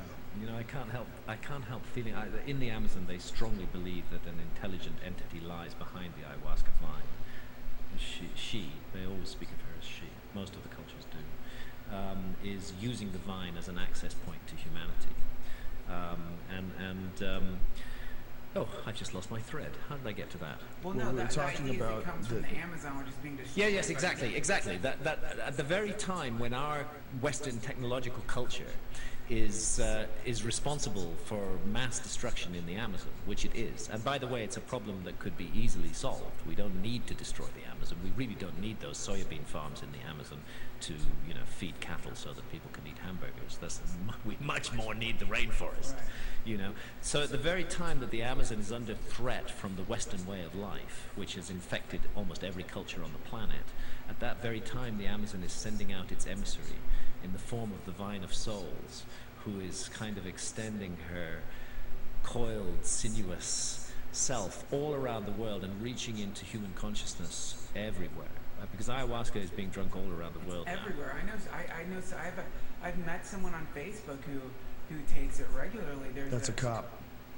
No That's a cop, way. and you're going to jail. No, that's no cop. He knits like what are they called? The shibobo or there's a name. The shipibo, yeah. Shipibo. He knits these patterns he showed that they knit the exact things you were saying that are on the cave walls, like the honeycomb patterns They and do, stuff. yeah. So they create these Yeah. beautiful quilts. Is it quilts? They that do, make? yes. That are just incredible depictions of what apparently the Ayahuasca visions, of the geometric aspect of that. Do you ever think of how much you play a part of that? Does that ever focus in on your mind? I mean, your instincts obviously were to produce this book and to talk about it very openly and honestly, and to do interviews like this, and have discussions like this where you talk about it. And this right now is going to reach 500,000 people. Right. They're going to consider what you're saying, and they're going to look into it, and they're going to go, "Whoa." Do you really think that there's some fucking vine that you can take from the jungle that allows you to communicate with the spirit world? I feel some responsibility in this area. Let's explain to people what it does for noobs, for Yeah. people who are not aware of what I will. ayahuasca And is. the first thing I'd like to say is that ayahuasca, and as a matter of fact all psychedelics, are very serious business. I personally do not believe that psychedelics are appropriate for recreational activity. I think if somebody chooses to do that, that's their body, that's their choice, but I don't think it's the right thing to do. We need to treat these amazing substances with respect. And it's anybody who's worked with psychedelics will know absolutely that the set and setting in which the psychedelic is consumed is as important as the psychedelic itself. Absolutely. What you've prepared, what you are looking for from the experience and the company in which you take it and the reason for which you take it are definitely going to color and affect the experience. And I think it's a mistake to use these powerful agents of consciousness work for recreation. There are other great things for recreation and other great sensual substances, but the psychedelics are not for that purpose. And if somebody wants to have a really bad trip and have truly horrific experiences with psychedelics, take it in the wrong set and setting, and you can be pretty sure that's going to happen to you sooner or later. So first thing I would say to people with all psychedelics is be careful. This is respect, deep respect for this. This is a very serious thing you're engaging on. Therefore, find a space that can be protected. Find somebody who knows what they're doing, who can sit with you and who can oversee the and bring a ceremony to the table. Let's not just sit down disrespectfully and consume the substance. Let's bring a ceremonial aspect to it. And I would say with ayahuasca, I know that quite a number of people now have started to get the ingredients on the internet and brew up their ayahuasca. I honestly think that's a mistake. There are people who are enormously experienced working with ayahuasca. They are the shamans from the Amazon. More and more Westerners are being trained by those shamans. Those Westerners are returning to Western countries and are creating a new form of shamanism relevant to the urban and industrial context of the West. If you really want to work with ayahuasca, seek out somebody like that. Better still, if you can get the funds together, go down to Brazil or go down to Peru and work with the masters. But how do you find the masters if you want to do that? Well, it's all word of mouth. There is a huge network. I'm often reminded of sort of underground sects at the end of the Roman Empire, like the Gnostics, being persecuted by by mainstream Christianity, where everything was done by word of mouth. It's like that with ayahuasca now. Generally speaking, if you feel drawn to the vine, do some serious research on the subject, and you will find your way to the right people. There are some charlatans working in this field. There are in all fields, but there are also some very good people. And do some serious research first, and look into the subject, and find the right person, somebody who's deeply experienced, who understands the vine, and work with them. And you can be sure you're going to have a much more worthwhile experience. Whatever series of events led you to go there and take those substances and have these visionary experiences and then relay them, do you ever feel as if you were compelled, that you were brought to it, like this is, like you have a purpose? Do you feel that way? No.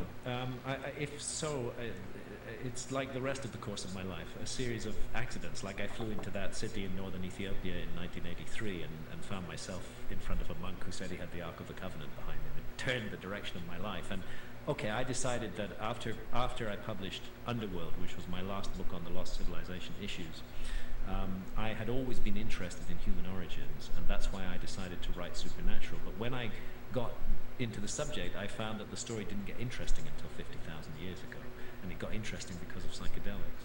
And then, so it was an accident that led me to that. Then, well, obviously, the next research conclusion was that I had to go take some psychedelics, and to do so in a shamanic setting and learn about it. So it was a series of accidental decisions kind of led me to that process. So I guess I don't feel called or chosen, but I found myself in the hot seat. Do you feel obligated though, because you know so much about it? I feel obligated. I feel a responsibility, which is to share with others that these agents can be transformational, and that they can be incredibly helpful, but that they are also extremely powerful, and that they must be treated with respect. And they're real. And here's the thing. Everyone is running around looking for magic. Everyone is running around looking for a religious experience. You can have that. You really can. It is a real thing. It doesn't care whether you believe in it or don't believe in it.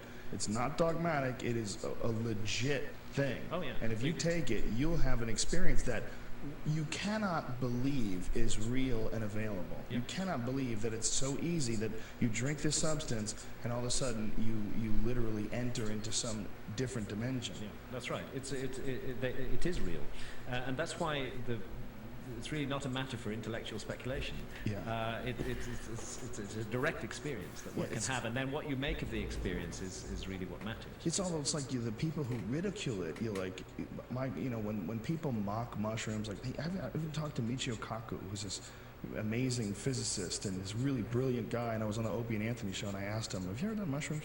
And he said like I was a fool. He was acting like I was a fool, like I was a silly person. No, I need my mind to be intact and all this stuff so I can work on physics. And since he's never done mushrooms, how can he know what it does to his mind? This is prejudice at work. I'm like, my God, man, what if it was real? If it was real, would you trust me?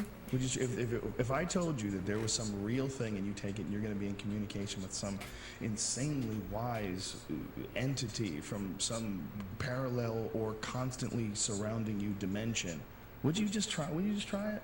You convinced? That's the problem that we're talking about here, is because Michio Kaku, he is a genius, but he's also been conditioned. Mm-hmm. And so now imagine if a genius came in contact with something, because right now this spirit, whatever you want to call it, it's right now the majority of a lot of the people it's contacting are like 16-year-olds in trailers who are like playing Xbox. Yeah, you know, it's like, I am trying to communicate high-level information. Why are you sending me these idiot kids? To be fair, I have to say that I'm not sure that's the case with ayahuasca. No, I think that's mushrooms. For quite a whole number of reasons. For sure. Mushrooms for sure, but it's not the case with ayahuasca. Yeah, it's too difficult. Ayahuasca is really a mission. I mean, you have to brace yourself. Ayahuasca is hard work.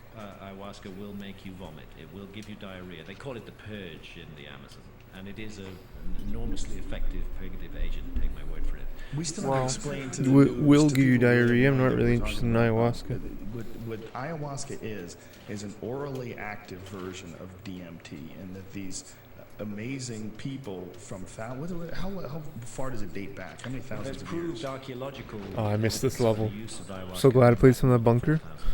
I love this level. So somehow or another, 4,000 years ago, I love this hundreds level. of thousands of different plants, right?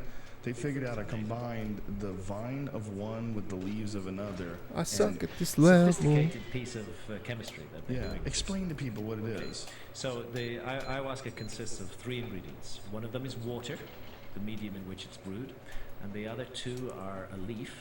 That leaf is from a plant called Psychotria viridis, is the botanical name. They call it chacrudis. Psychotria That leaf viridis. contains pharmacologically pure dimethyltryptamine. It contains DMT, Which your own body makes. which your own body makes.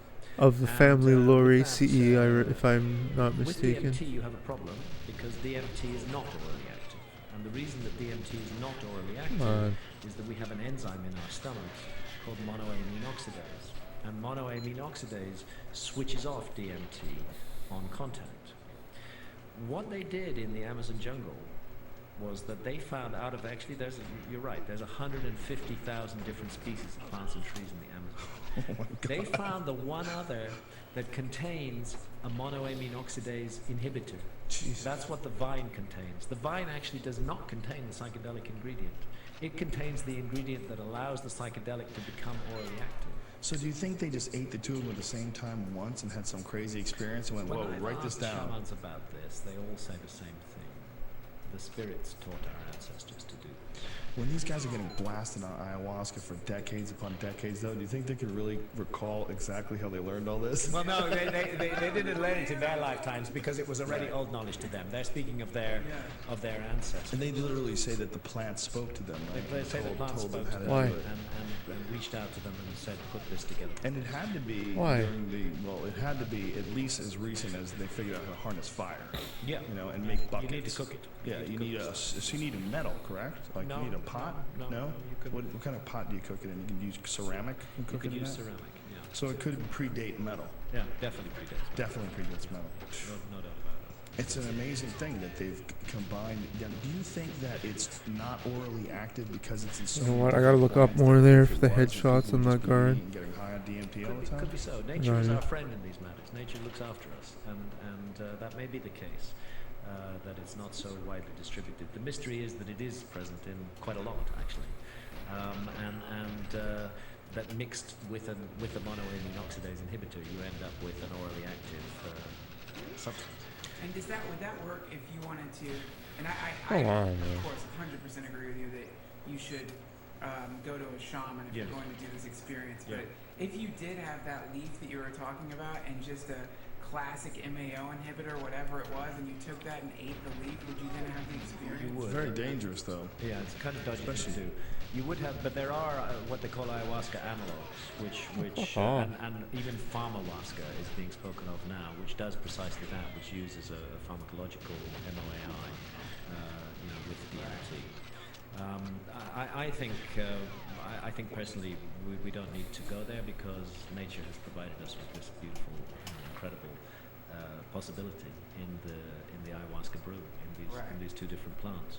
Interestingly, it's not impossible to drink ayahuasca legally in the United States because the battle is already being fought here. They're in Brazil. The ayahuasca shamanism has come out of the jungle and into the cities, and it's taken form of several what you would call syncretic churches, which are mixing elements of Christianity with elements of traditional fuck you. shamanism. So the best known are the Santo Daime and the Unia de Vegetal, which both use ayahuasca as their sacrament. I've sat down with the Unia de Vegetal group in Brazil and drunk ayahuasca.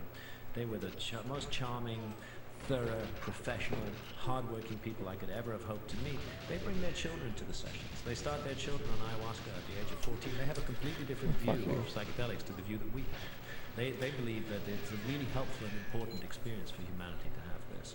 And fortunately, the government of Brazil agrees with them, and it doesn't persecute them for doing this. So they have formed established churches. And those churches have members in the United States. And I think it started in New Mexico. The matter was taken up to the Supreme Court. And the Supreme Court said, yes, if you're a member of the United Vegetal, you can drink ayahuasca legally. Now, that actually, for somebody who wants to work with ayahuasca, is something that I would recommend. I personally I'm not drawn to established churches of any kind. I believe that spirituality doesn't require a church. and a hierarchy. But the fact is that the Unidad de Vegetal and the Santo Daime both know what they're doing with ayahuasca. They absolutely know what they're doing, and they are present in the United States, and they are drinking ayahuasca legally in the United States. Strassman told me he met with them in New Mexico, and he said they're all wearing outfits and they're drinking ayahuasca and singing songs about Jesus. He's like, they're on these really, really strong ayahuasca trips and they're singing songs about Jesus. And he was like, what the fuck are you people doing down here? it's such a strange hybrid of things. It's a very strange, a Trojan horse for ayahuasca. Hybrid. Yo, what's up, Toe? Happy Father's Day to all and all. Good night. Yeah, man, well said. Separate Well Christ said, man. off What's up, from man? the monstrous bureaucracy called the church. You do find an interesting spiritual teacher at work, and I suspect through ayahuasca they're getting closer to the true spiritual teacher. Alright, my dude. And more important, Aye. ayahuasca is not mediated by a priesthood. Ayahuasca is your own direct experience of the spirit realm.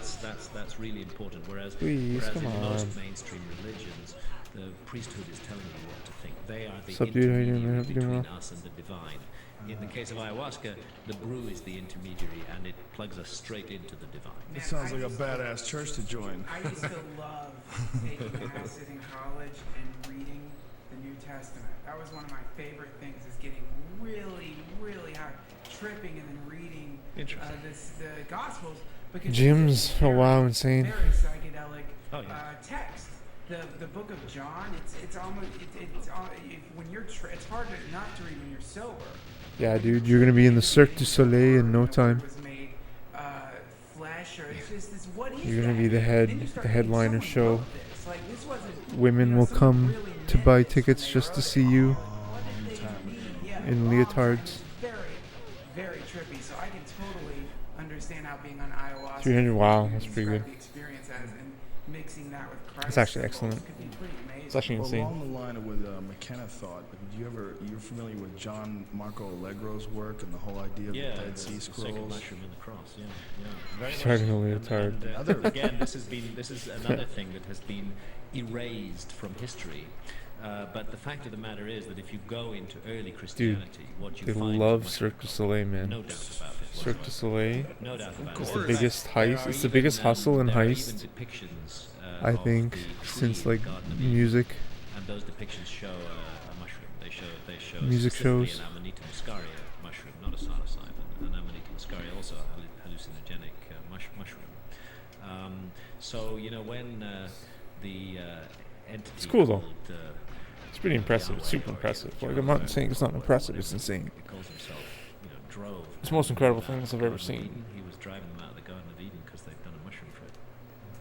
Totally makes sense. And then the apple, the Maybe I'm the just word for jealous. apple also means red, and that the mushroom, the Amanita muscaria, was a red mushroom, Yeah. and that this is what they ate. I mean, it makes sense. The food of the gods, and the forbidden fruit. It makes total sense. And actually, I don't believe that we Maybe I can have some hidden understand, jealousy, any envy spirituality without of the Cirque du Soleil dealing with altered states of consciousness. guy in the leotard This is, with his this perfect is again something physique. that's been lost in the modern world. You don't His fame, find in most of the his mainstream money. religions much altered state of consciousness going on.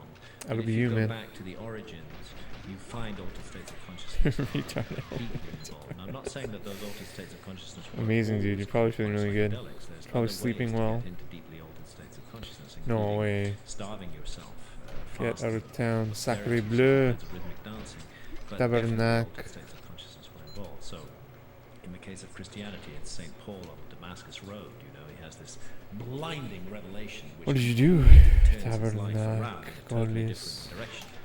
Benny Shannon, who's the professor of psychology at the Hebrew University in Jerusalem, has made a very powerful case that Moses, in front of What the did you do? burning Did you go for a bush, walk? is really a psychedelic experience that's being That's described cool, there. man. And you're sitting in front of this bush, and You're it's kind of near Montreal, aren't moving you, too? and glowing, and a voice is coming out of it and speaking. Can you like go up Montreal? Pretty close It's a by, very man. psychedelic experience, and he even further argues that Moses may have been drinking an ayahuasca analog. That's a nice walk. And Mimosa hostilis. I think these are two Oh. plants which contain the same ingredients as are found in the Amazon, In the the fog? DMT Oh, wow, and I the see. MOAI, which grow in the Middle East. That's So cool.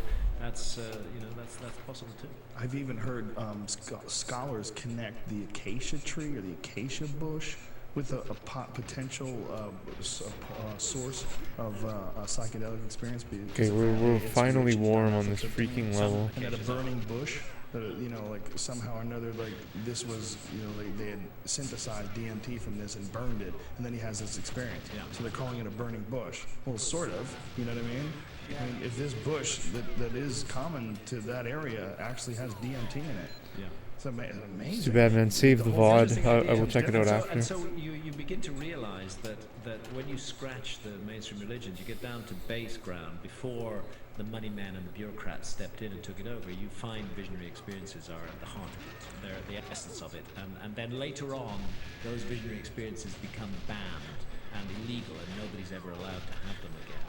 Now, I want to go back to something you said earlier. That you said you have problems with technology, and I think sort of a lot of people subscribe to the idea that technology sort Damn of it, man. brings people together and it connects people. I gotta do it like that, I think. And it's making people become sort I of gotta do it like desensitized that. to a lot of things, and they I gotta. alienate themselves and sit at home and play video games. And do you ever consider the possibility that technology It's just too is fast. a life form? Too fast in not to. itself?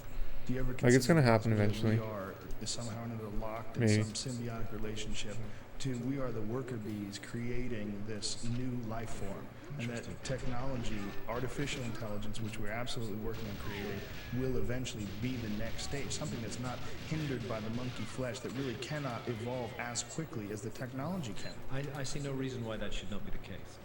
I think that since I personally believe that consciousness is not generated by the brain, but is an independent entity which chooses Oh. to immerse itself in physical form, I don't see That was, why that that entity was, shouldn't choose to immerse itself in mechanical form either.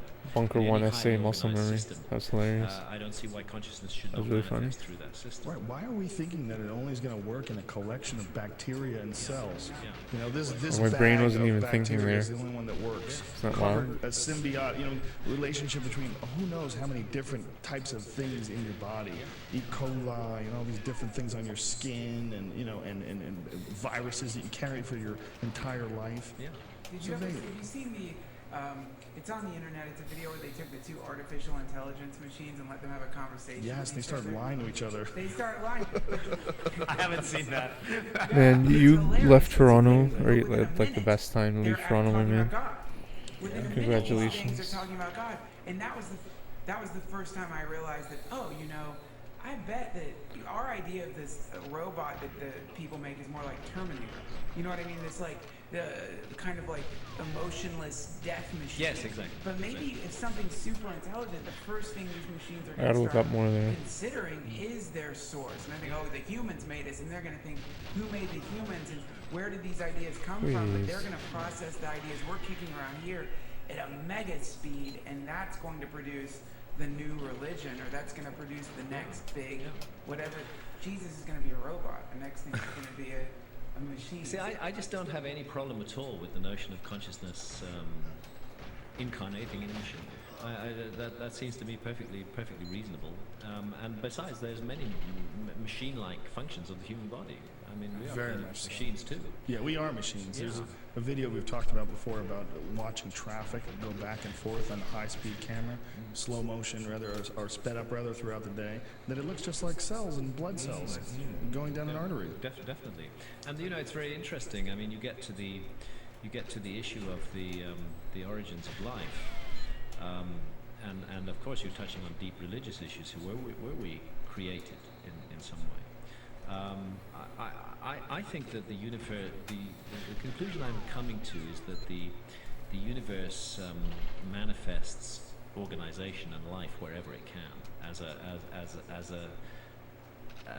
as a medium in which consciousness can immerse itself, and that this may take many different forms and shapes. The key, what's driving it, is consciousness and the need for consciousness to manifest in the physical plane.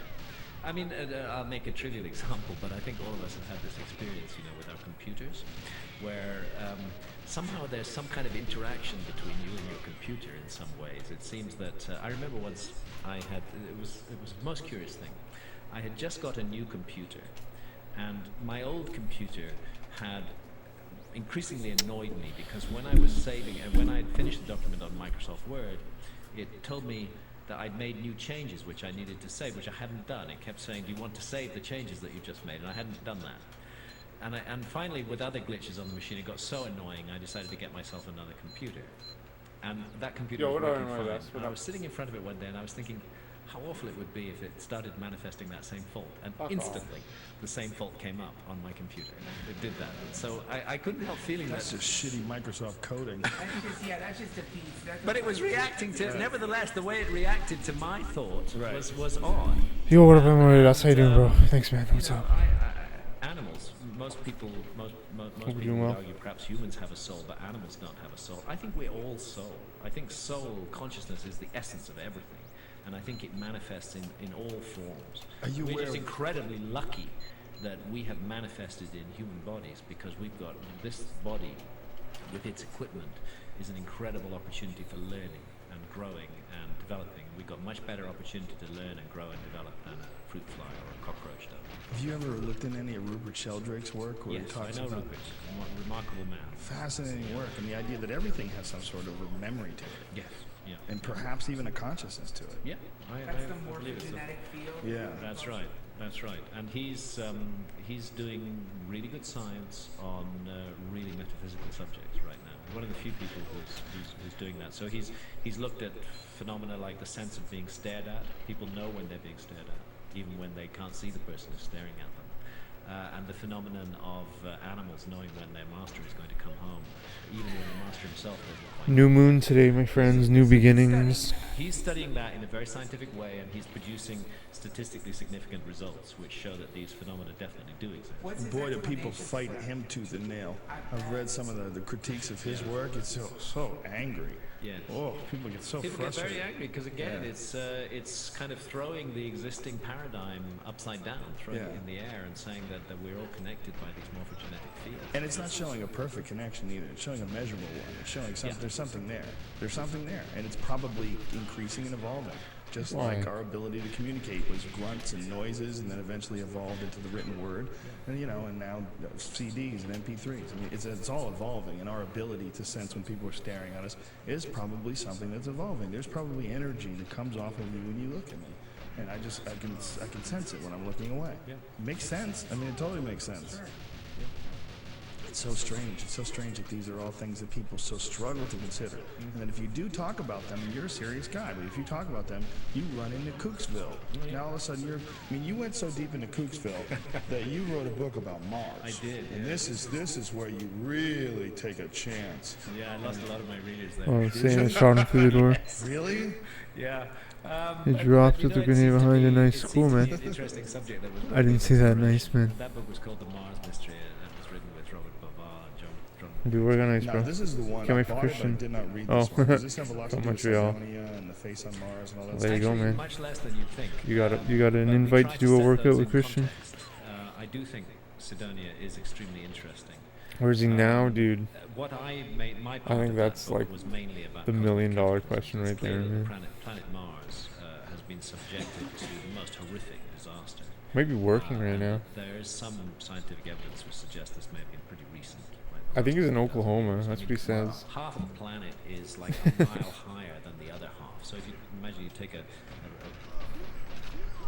little ball and He's in our hearts and in our minds. That's where he is. equator, and then you peel off the outer layer of the lower half, and then you leave the upper half as it And was. Oklahoma. There's a cliff a mile high runs all the way around Mars, and something dramatic and disastrous happened to that planet. There was definitely water on that planet, flowing water, and something took it away.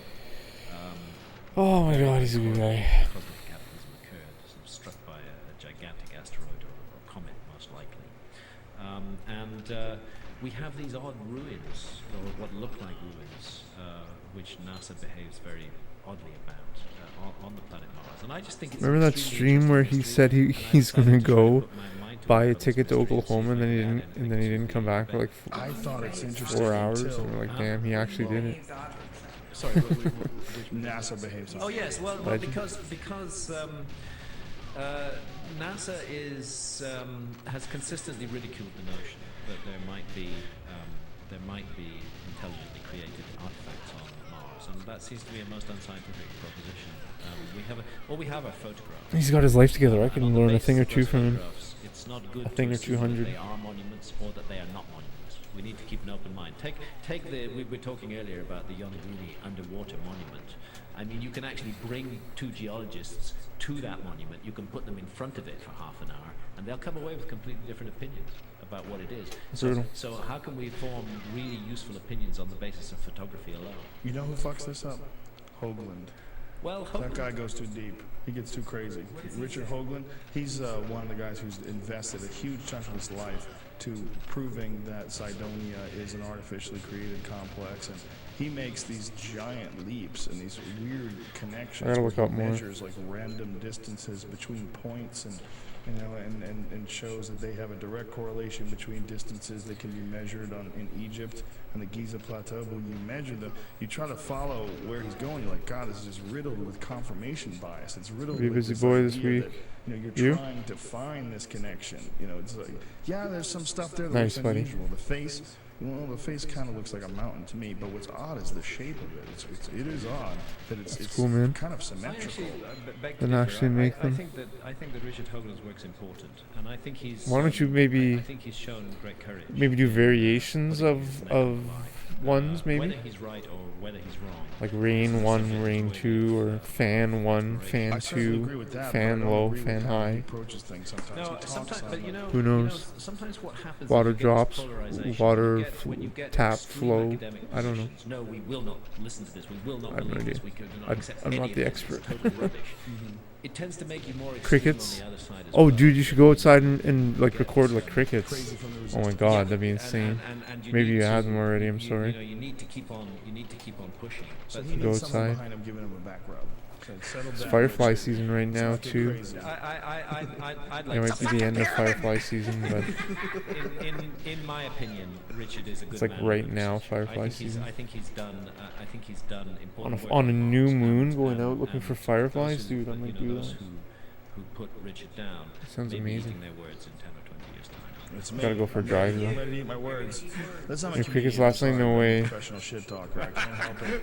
And there's something to be poked fun at, especially a guy who believes, there's a face. I recorded on the- frogs. Just some of the things I that recorded think frogs are in a compelling forest. I can facts send you that that people sound manage, file. their I put it structures on. I'm not saying he's right or he's wrong. I I'm made, saying like, a the video of question it. needed to be asked, and it needed Frogs to be in a asked forest at forcefully, night. because it's up against Going, resistance, and it needed to be asked in a way that would engage the public imagination. And when you say what you said earlier, it doesn't seem unreasonable at all. Send you the If you sounds. say that half of Mars is like literally destroyed a mile lower, well, obviously something cataclysmic happened. And then the absolute proof, they've already found that there's water on Mars and there has been flowing rivers. There's all sorts of evidence of that. Why not structures? Shit, if there's structures here, how amazing would it be if just 50, 60,000 years ago there was a goddamn civilization right up there on Mars, for real, and that we were existing at the same time they were existing, Insane. and that we had parallel And development. could there be some interaction? This is an interesting question. It's a question worth asking. It's a question, and I'm glad that somebody was prepared to devote half of his life to exploring and investigating, even if he's wrong. I'm glad that he was prepared. It's to do not so. even that he's wrong. It's just he goes crazy Art Bell on you, where he absolutely knows, and this has been proven, and you're like, oh. Like I say, it's the I hear you. polarization effect. It totally makes sense. I mean, I would imagine it's got to be incredibly difficult to be taken seriously with any of this stuff, and you have shown incredible bravery in putting forth all this stuff, because I mean, I've taken a lot of shit for this. I'm sure you have, man. A lot. I mean, the worst was really being set up by the BBC in I saw 1999. that. I was going to bring that up if it came up. I mean, that, in a way, I suppose it's a kind of oblique honor that BBC Horizon, which is their flagship science program, chose to spend $750,000 destroying my reputation. But that's what happened. Now, 6 weeks before I heard from them, I got a call from a friend in television, and he said, "Graham, you're going to get a call from Horizon, and they're going to ask you to appear in an interview on a show about you. And here's my advice: say no. They're going to stitch you up. The whole thing is intended from the beginning as an operation to destroy you." What's the motivation? And you will not get a fair hearing. And he said the best thing you can do is just not do that show. So when they rang me up, I immediately said yes. What was their motivation for destroying you? Well, the motivation was clear, and I learned about this afterwards, which was a group of academics from various universities in Britain had written to the BBC and said, this man Hancock is leading our students to question our archaeology, and he's totally irresponsible, and he's just writing popular books for the public, but he's having such an impact, he needs to be stopped. And we need a program about him which really shows how full of shit he is, basically. That's what was done. So and that was the agenda of the program from the beginning. It was not to give a fair hearing to the ideas that I'd explored, but to demonstrate that I was full of shit. And it was very difficult to get any kind of fairness in that situation, especially when in the cutting room dirty tricks were played. And that's why Robert Duvall was also on that program with me. He and I took the BBC to the Broadcasting Standards Commission. And it was the first time in 35 years of broadcasting of Horizon that they were found at fault. They were found to have produced an unfair program. We listed 10 points of unfairness. Only one of them was accepted as unfair by the Broadcasting Commission. Nevertheless, it was the first time in the history of that program that they were actually found to have been deliberately unfair. Do they have to make a retraction? And they were obliged to re-edit the program and produce a second version of it, which was fairer in quite a number of ways. I actually think that the other 9 points we raised were right as well, but the 10th one was the one that we really caught them out. What was that on? John, well, this was to do This with one the is like no lag. Why? and the fact that they had Why does it run so different? not presented our side. Look at this run. They'd simply presented the academic This is like the side, miracle and run. not allowed us to answer. What? This was unfair. So the There's impression no was lag in created this run. It's that we had insane. no I can do answer anything to I this want. objection. I saw the documentary, or whatever you want to call it. Yeah. It was horrible. It was a real attack piece. But then I also read your response to Like, it, fuck it. which really kind of covered every single area that they. Yeah. And then you read your response, you go, oh, wow. Yeah. I mean, it's really amazing that they were able to put together that sort of a biased bullshit piece on you. But my response, was read by a tiny fraction of the people who actually. This one has no lag either. And that show actually did have a devastating effect. Still to this day, somebody put it on my message board when I said that you were going to be on the podcast. When it was being discussed, somebody put it on the message board. But luckily, someone else had your response to it, and then it was bantered back And it was forth. interesting. John West actually pointed out at Jeez. the time, because he wrote a letter to the BBC too. The BBC was they were trying to say, only one of the 10 points was unfair, so that's not too bad. And the point John West made was no. That's the only point that you were able to really get caught out on. It's like they Never. caught Al Capone out on tax evasion, but it doesn't mean he was innocent of all the other things he was accused of. Yeah, John Anthony West gets stuck on the outside because he doesn't have a degree, right? Is that what's going on with him? Yeah, he's not a professionally qualified Egyptologist, but he's the best Egyptologist I know. It's brilliant. His Magical Egypt DVD series is incredible. Wonderful. John's a great. I watched that DVD series no less than 20 times, over and over. My wife was she was yelling at me. She was like, I can't believe you're watching Magical Egypt again. Like, she was like, you're crazy, you're a crazy person. I'm like, this is fascinating. Do you know what they knew? You know how much they knew? This is incredible. Look at it. John West has done fantastic work in Egypt, and anybody who's traveling to Egypt, get hold of John West's Traveler's Key to Ancient Egypt, which is by far, by a planetary distance, the best guidebook that's ever been written on Egypt, because that will plunge you into the mystery of Egypt in a way that no other book does. Yeah, his work is incredible. Real quick, Please. Mr. Hancock. You What's like why? go and do ayahuasca ceremonies in the Amazon and deep sea diving in dangerous waters. He's a real Indiana Jones, man. That's what I was gonna say. Yeah. This is Indiana Jones. For real. You're a prime candidate for someone who's probably gonna get sucked into some kind of vortex or something. Yeah. Fuck you, man. Like, fuck That off. might just happen. It is an incredible Fucking hell. resume when you think about it. The fact that the description of those dives, man, It's about the amazing. current. But the BBC thing, the reason I bring that up is because it's not as though you're just studying foggy pictures or you're just looking at or reading information and then coming up with some idea. You're down under the water looking at this stuff firsthand. I've It's- walked the walk. I've walked Yeah. the walk. I've put my life on the line, and I've made an honest and sincere attempt to provide some balance to the grotesquely imbalanced picture of our history that is presented by mainstream But come on. This is what I fundamentally see my role as being. You know, I'm portrayed as by the BBC as this person, Yo, you know, Dust, who's what's up, man? selling these wild theories to the public through, I don't know, some kind of glib magic. But actually what I see myself as is somebody who's saying, Yo, Robbie Rat Poison with the raid. Yo, thanks, man. What's up, homie? the way that we're being told What's things up, work, bro? there's enough problems. How you doing, man? What were you to playing, raise dude? What were you questions, up? and What were you I'm up gonna to? look at What's those up, bro? questions and I'm going to document Thanks, them, man. Thanks, examine homie. them, and let's see what they come to. I do not insist. What were you up to, that my there dude? What were you was a streaming? lost civilization. I think it's highly Thanks, probable. man. What's up, I man? think it has been missed by the mainstream, and so what I tried to do was provide balance to Yeah, I the have no biased shout out picture. command, and I was Rather terrible. than try to Follow that, completely man. overthrow the picture, I'm simply trying to balance it, and that's never been seen. And I have a feel superliminal in approach. That area I was treated Hey, you. very unfairly. Follow But Robbie hey, Rat Poison. the BBC Horizon experience was a really good learning experience for me. Oh, okay. I Sounds like a good idea. Ego take me down a peg or two. That's a psychedelic experience in and of itself, in, right? in and of itself, yeah. You know, so I was ready for ayahuasca to kick me up the ass. Well, thank Yo, you very much for Christian, joining what's us, up, man? How I you can't doing, dude? thank you enough. This was such a huge treat for me. Is like I said, your book, I've The been Fingerprints of the Gods, finding really that. just changed the Oh, way I looked at yes. everything. Changed the That's way I looked right. at human history. Changed the way I looked at Looks like a cool game. academic study of human history and what people are willing to to believe and not believe, and how. Other much ones they're are willing to throw okay. Excited to everything that join they've my learned days off. aside, Nice, or man. push it aside, Enjoy it, or dude. everything that they're teaching.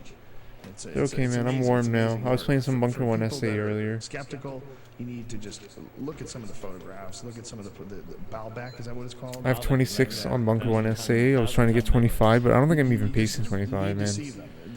It doesn't even. How tall are they? They're like insane. I gotta come back 10 to feet it tall when I'm and better, I Oh no, think. much more than that. As I huge play this megalith level. in Baalbek's gonna be 100 feet 100 feet long. long, one stone. One stone. And where was it cut from? Weighs more than 1,000 tons. Not far, not far. That was quarried quite locally. Insane But, fucking start. 1,000 tons, you know, come on. And what is the come on. explanation, the academic explanation for that? They Like, say what the that fuck that is temple was this? built by the Romans as the temple of Jupiter, and that the Romans moved those big stones.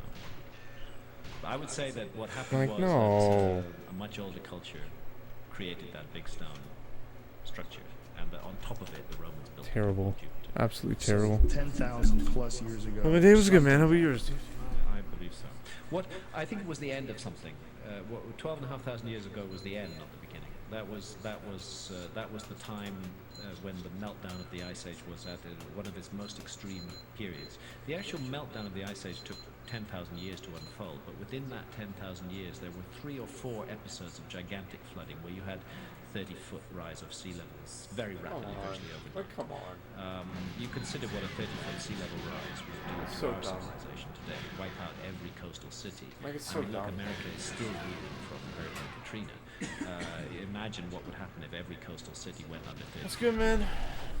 It's enough to destroy any civilization. So it was a climate change thing, you think it was? Oh, It was wow. certainly a Cool, climate man. change, But you know, the Holy shit, dude. cataclysmic explanation. Yeah, man. of, Thanks, dude. That's amazing. Well, I would say, yeah, man.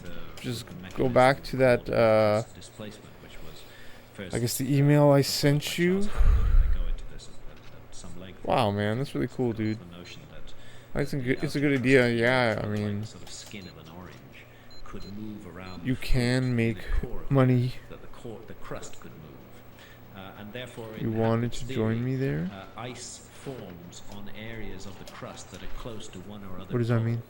That makes sense. The poles are cold, but when the crust shifts, it moves that cold area into a warm area, moves it closer to the equator, makes all the ice melt, and meanwhile new ice starts to form on the new pole. You're gonna do so it. Well, I mean, that like theory I have. explains So I have the meltdown like of I have my ice age, not license. as a result of climate change, but as a result of So you have. So you have to get. So the That process explains is you also have to ancient maps of Iceland you have to and get Greenland. your license, which you have to I think the pass maps 4 are tests. a very important question, which And I do you not have see any to- academic providing a good answer to. There are You have to first you have to sign up to the company, which almost costs $100 always American these dollars, maps turn out to be and then copies of you earlier maps. sign up for the online He was a Turkish admiral, and he tells us exams actually, for your his own state. handwriting on the fragment of the map that has survived, that he based. So, you would probably write the exams in Florida, I think? Yeah, that's cool, man. That's awesome, dude. This was the case with the Orontes. Yeah, I'm pretty maps as well. They were drawing on ancient maps, discouraged with didn't come down to us. So that business because I haven't made any money off it at all. So it's hard for me to much older maps. Many thousand years older, and so it's very interesting when we find just to convince others of it, for example, which is why I'm so discovered just an awful recruiter. Because I mean, I'm just even considering if it's the right thing for me or not. To be honest, but you seem like a much more social person in terms of talking with people. You find Antarctica on every single one of them. That's incredible. On every single one of them, and it's kind of a bit bigger than it is now, and it comes close to and almost touches South America, just as it did during the last ice age.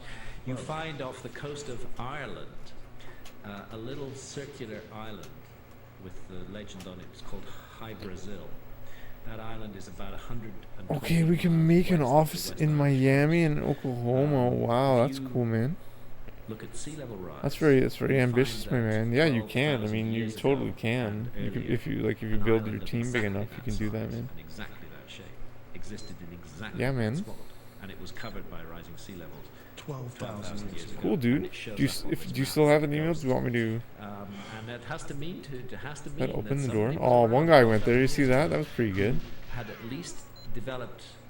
Can I be your helper? Explore the world and map it accurately. I mean, yeah, like I can help you like I say, I'm not with some I'm not stuff, here man. With the belief system. I would say we would talk with Andy. Andy is kind of the senior marketing director. He is the mastermind. I'll be honest. I'm not going to. Like, I'll help for sure, of course. Involved huge amounts of volcanic activity. Like, I've made $0 over a year and a bit. Water, so the ice would actually accumulate in glacial lakes. I'm not the very best. Years. It would melt slowly melt, and then. But yeah, I can help you get your license. Suddenly, the banks of the ice dam that held back that water would burst, and the whole mass of 4,000 years of meltwater. It's a fucking hard test. Into the world ocean in one moment.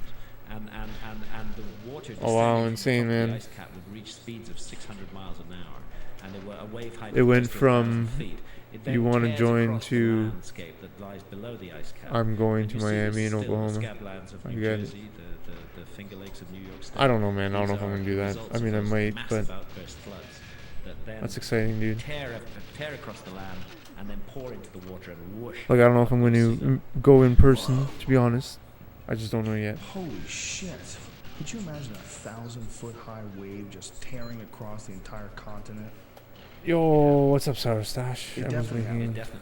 In Orlando. Mainstream science is not in disagreement on that. How excited were you about the discovery of Atlantis? Do you buy into that 100%? Well, Atlantis for me is one of thousands of traditions about the train from Orlando to Miami is coming. Oh wow. Antiquity destroyed when that civilization angered the gods. That is a universal story. It's told. Oh, what do you mean shy? Like talking to people about this business? I just don't know if I believe in the product. Rather than viewed in isolation. It's very interesting. The Atlantis story comes to us. I don't think it's the best use of people's money. Maybe. He is the earliest source.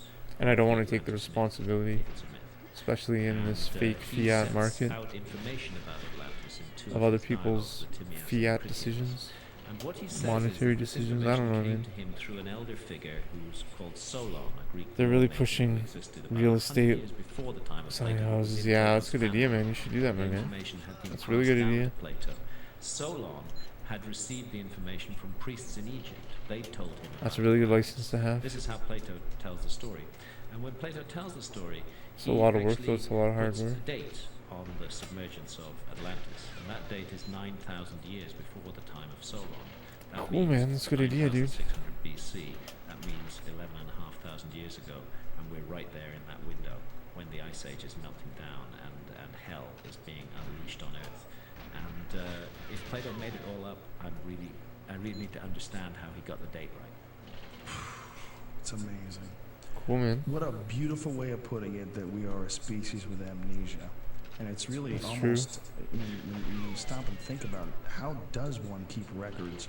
Cool, over man. That sounds 12, nice. Stash. 15,000 years with Yeah, giant you gotta do cataclysmic exams for that events too. where people are, for many But yeah, man, generations, like, dude, scratching and I don't want to be scrounging, discouraging just trying to stay you, alive like, animals. man, the financial service industry creates the most number of new millionaires every year worldwide, or definitely in North America. So, I mean, you can become a multi-millionaire. And thus define a date using 4 constellations. So, yeah, man. which were Leo, I guess Aquarius, if Virgo, I'll resend the email. I guess what I'll do is after the stream, I will resend. I'll reply to that initial email to Andy, just saying like, yeah, let's book the appointment, because you book it through his Calendly.com, and then you book the appointment. That'd be great, man. Because I'm just starting out too, right? And I have nobody under me, I guess. But man, I'm learning a lot about myself. I'm learning I'm a terrible teacher and leader, apparently. God damn. How crazy is But that? how can I lead when I fucking... It's all based on I'm the not doing precession of the anything. equinoxes. Based on the precession, which gives you this I can lead in knowledge. beautifully I can do that. mathematical cycle. And we And gotta I'll think help you that with people that. think like that today. They 'Cause that's must what have we thought needed like that back first. then. If the civilization had, in some totally different and alien way than our own. I mean, so alien that they're writing. Yeah, these like the images, education is you insane. know, and Egypt is. That's one of the things I really got out of John Anthony West's DVD series. Was he really kind of gets you to Oh my understand God, what how the fuck, different man. their culture and Just go to Vegas society and play was than casinos. ours. The way they, just the way they read things. They read Sure. things. You know, it was all like Shell, Nike, you know, Reebok. Hi there. They Though saw you live things here. in images. That was their language. Their language was images. Am I It's going to be such a there bizarre too and on the different meeting? way Yeah, to man. I think guess. about All right. existence. Very different. And the important thing for me to remember about the ancient Egyptians is this was a culture that devoted its best minds, you know, for 3,000 years to considering the mystery of life, what this is about, and the mystery of death. We lost so much in that burning of the Library of Alexandria, right? Like, Goodness knows what we lost. who knows what The they whole did. heritage of the human race. So bad. It's so incredible. We're left with this framework, these stone things to try to deconstruct the past, and even people, I mean, they have a certain amount of information and they say, we're done, we figured it out. Yeah. Just the idea that they can put a date to it. And haven't they dated the pyramids just sort of based on... Cool, man. It's a carving new and things moon left today. behind? New It doesn't beginnings. necessarily mean that people didn't move into the pyramids New life in purposes. 2500 New BC. philosophies. Like, do they know Oh, the you're still on your exact ad date? break, probably. No, there's not much Sorry, to go man. on. You can't carbon Sorry, date man. stone, but you can carbon date organic material, and in the Not mortar sorry. between the stones there's some organic material. And the carbon dating on that is really puzzling. It doesn't make the pyramid 12,000 years old, but it makes it 1,000 years older than it's supposed to be at the top, and 400 years older than it's supposed to be at the bottom. Go figure that out. Huh. You'd think they built from the bottom up, not the other way down. And this says nothing about the core structure of the pyramid. It only says about the outer facade. Oh, what the I don't think we fuck, can. man? I don't think we can take the pyramid away entirely from the ancient Egyptians. The ancient Egyptians were massively involved in the pyramid project, but I think the pyramid project is one of those two-phase projects. And the view I put forward is that the original site was laid out around 10,500 BC by the survivors of the lost civilization. The subterranean aspects of the Great Pyramid. Yeah, man. I'm going to be on the subterranean call chamber too. Like, was Andy, created he makes by over the $150,000 a year. structures, the Valley Temple, the mortuary temple, so-called He's a really good guy.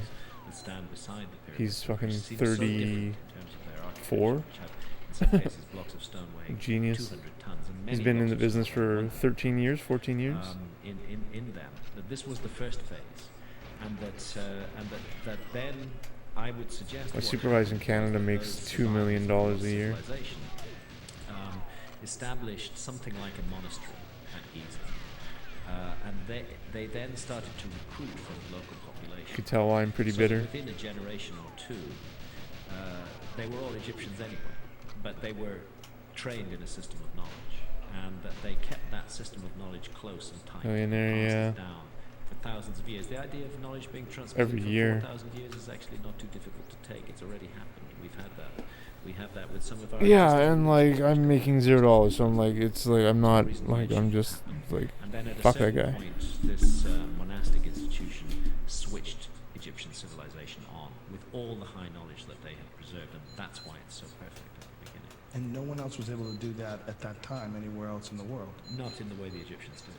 It was quite unique. Just a magical series of events and Yeah. I mean, the Great Pyramid is a magical thing. It's magical. Yeah, I can't I've even been imagine. privileged to climb it 5 times. I've been into every known chamber and Tell me about the King's Chamber, because that is the freakiest thing of all. And for people who don't know, they've proven that some of the stones in the King's Chamber were from a core, how many 100 miles away? close to 7. What's his schedule like? Always on call. Well, he's built it through time, so he doesn't They really. come from asphalt. How tall That's are all they? his residual income through his. Like he has 200 licensed agents under him. Weigh about 70 tons. 70. 70. Over 15 So you're years. talking He's about built it over the weight 15 of years. 35 200 licensed large agents. family cars. So a lot of his money is just like residual The income large family from, car weighs 2 tons. and That's just commission 35 off other them, people and stuff. the equivalent of He does do a lot of every follow-up Yeah, it's work. between like 2 tons and like that. 2 tons and 70 tons, is that what it is? But I mean, like he's like pushing Oh, life yeah. insurance, Yeah, man. definitely, yeah, we can do it. We can do it, but it's hard, and to do it again and again and again. The top guy under him is is making $600,000 a year. The next guy is making $450,000 a year. The one after him is making $300,000 a year. The one under him, So if they've got Another these 50 ton 300,000. blocks of solid granite, what are they doing? Oh, Putting the them in average boats? How are they IO. getting these things It's a 500? huge bell Did you curve, say right? 700 miles, is that what you definitely said? shipping them. They were definitely shipping them down the Nile. That's what they were doing. It's hard to even wrap There's a your lot head around the making fact that not people like were much. communicating from 700 miles away that long ago. Yeah. But they were doing it, moving giant stones into place for some. I mean, it's just like I'm just Crazy yeah, asshole wanted to yeah, do. you know the whole thing. I'm just Imagine the people disappointed. working I'm the disappointed. quarry. Like I This am crazy disappointed in bitch him. wants a 50 I am. ton rock. I know I We gotta gotta take chop this responsibility thing for up. myself, but like I really am. I'd like to see the person who tried to talk him out of it at first. Yeah, there was like a few people like, yo, let's Like, think listen, about man, I have a hut. It's made out of wood. It's awesome. You don't need to do this. it. I need this The pyramid. interesting thing is, you know, that It's the one of the his Egyptians stuff, didn't devote that Thanks, kind of man. architecture Yeah, really to let it their out, man. lives. This is a new moon. It's a good Their energy. houses were quite simple. It's a They- Gemini new moon. They were perfect. I don't know what it's under, but it's Everything they did. conversation and I talking come- and details I and come out of all of this just information with a sense and of the mystery, the majesty, interest in other people's interests, lost past, and the frustrations. fact that we do need to know who we are and where we came from. Yeah, like it's just like what the Part fuck, of, man. part of the reason we're so fucked up is because we just have got no idea what the fuck we're doing. We've woken up in the middle of history. Yeah. Duncan feel and I were foolish. talking about this before. If there was a time I feel machine, really what foolish. time would you like to go back? We went back and forth from I'm disappointed in this caveman Windows days. 10 I'd like to see update. some caveman to Egypt. I think I'd like to see Egypt. I feel would like a love to see fool. Egypt in its prime to see what the fuck was going on there. You know, what was that like when it was in full bloom? Oh, and that's these pyramids crazy. had just been Sorry, created. man. This Sorry, dude. strange That was a civilization, long super time. I'm sorry, advanced man. Civilization had just risen far and beyond. Yeah, anything dude, else. I'll be there. I'm gonna be on that Time machine. call, my man. And So with that, you know, Andy makes thank I you don't very know much, sir. This was an $150,000 to amazing $200,000 a conversation, year. huge I honor, make and, zero. Please follow Graham on So Twitter. It's a double underscore. he's after Graham, he's gonna be much more enthusiastic. Double underscore. He's in Hancock. California. And you gotta do We'll a be it'll double be on underscore. Zoom You though. go to single underscore or some I'll forward asshole you has the a name. email again. You know, Twitter will give you Graham Hancock. If I'll someone reply to asks that one. There is another. It has his Calendly link Yeah. where you Oh, just you can book ask the him. Yeah. meeting. And the website is GrahamHancock.com. And It's a very powerful license. Oh, yeah, but you The do information is really Just interesting. link through the website. It's grahamhancock.com channel. No worries, something man. like Just that. And to how get about started on Graham, just if it's you've up to gotta you. get You this. book the Finger time on the to schedule. You Gods. just It's, click it and book it, one and then of it's my set. all-time favorite books. If I No worries, man. was leaving I and appreciate it, gonna go man. on the space station I'm for the honored. rest I'm of my honored you life, want to I work with me. think I've been like such an For ass. sure, it's amazing. Thank you so much for being here. And it's I not cannot you. thank enough. I would This be. has been It's an like amazing as treat if the internet has brought us it's as together. if I'm I've really enjoyed imagine that conversation. Thank you, brother. Thanks a lot. that I'm treating you about this, like how I would treat myself knowing what I know now. Because knowing what I know now, I would not sell the false dream. I'd be like, listen, this information is insane. This license is insanely powerful. Oh, work with you? Oh, that's nice, man. I want to work with you too, man. It's all about fucking... Because you have that skill, man. You have that, like... in a good way. You're a good people person. You like to talk. You care about people.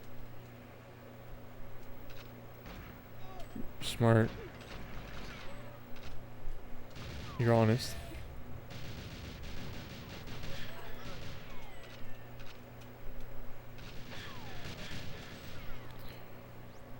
Care about people and you. That's nice.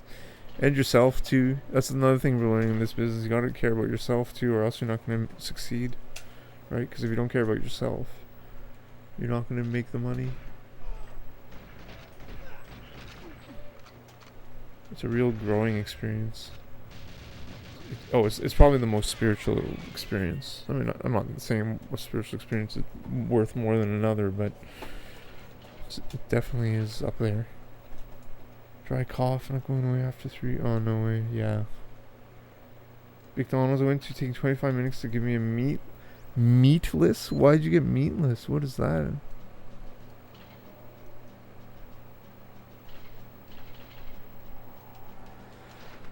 So the meeting, so the meeting with Andy Pham, he's in California. The link I'm sending you, because you're. So I'm able to work. So I was recruited by an American, but I'm working with a Canadian. Also. So I'm able to work with people in Canada and US, which is insane. Like the ability that I have is so powerful. I just don't know what to do with it.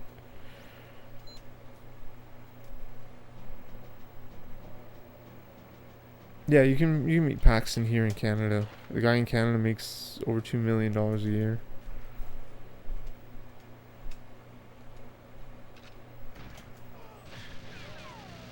He's been in it for 15 years.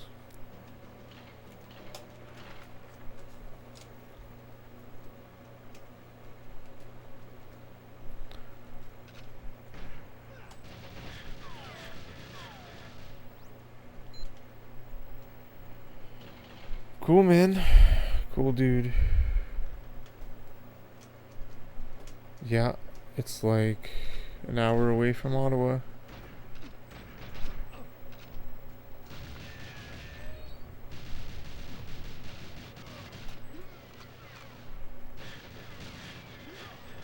Oh, God. I'll take your guitar. Yeah. 25 minutes, you have to cook anything, is true. You're right.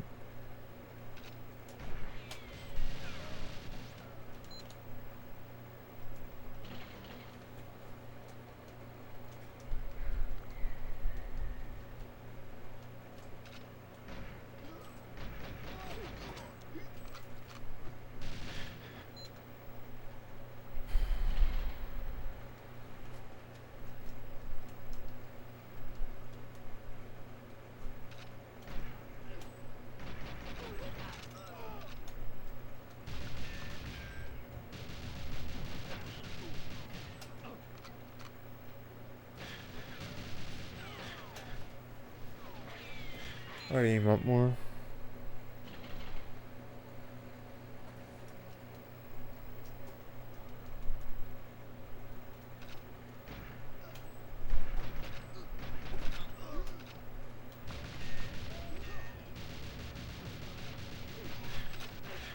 Why?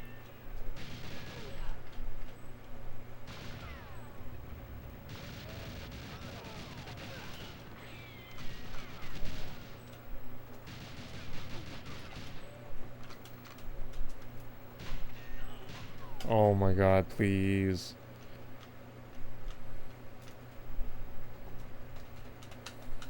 Whatever. It's fine. It's slow as fuck. Got me some discounts. Oh wow, wild. you. That's nice. It's kind of you.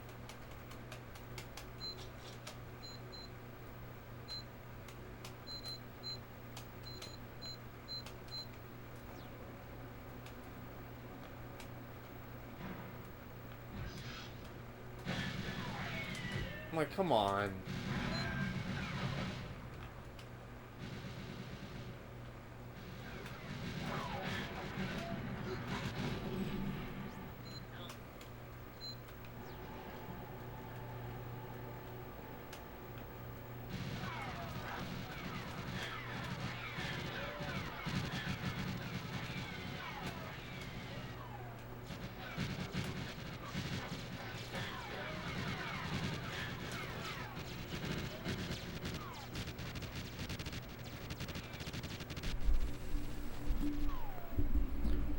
That's cool. Can't wait to see you guys doing some work streams together. Sure, man. Yeah, dude. Again, it's not like imagine Christian. Like it's not you, man. Imagine you spend all that money to get the license, like I did, and all this time, and I haven't made any money. How can I convince someone to join? But you see some people, like I went to Vegas last year. Yeah, that was not a waste of money, but man, I did it thinking I was gonna make money. They're fucking liars, man. I was all on credit too. That's what we went through. Dude, you're fucking. That's a quote. I'm adding that quote. Can I add that quote? I don't want to dox you, bro, but like that quote is like, it's killing me softly, man.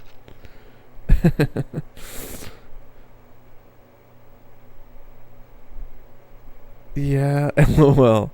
That's what I went through with Primerica.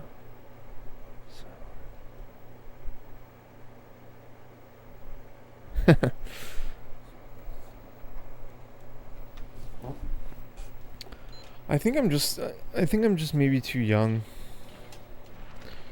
I know it sounds ridiculous, but because I was talking with Mystic Cheese about this before. Just me talking about this stuff doesn't make any sense, especially with the world we're in right now.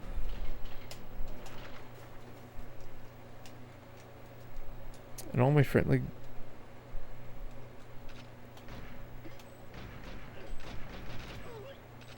everyone smokes pot.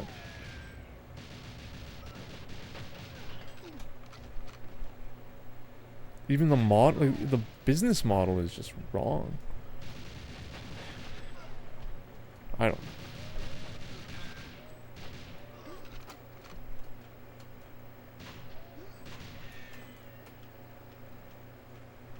The good times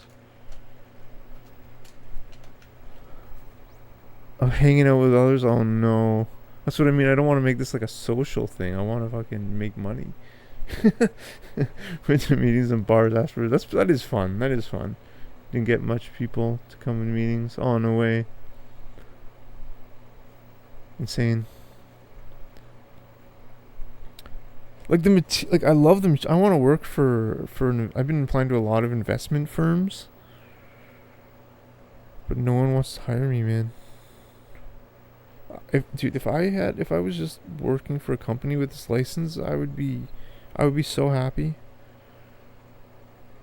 That's what I'm doing. I'm trying to find just companies to work for. I'm trying to find a book of business of someone retiring. I've seen some ads now saying there's a salary position and you're taking over a book. You want to move to Ottawa? Oh man. Wow. Cool, dude. That's cool. I want to move to Miami. Alright.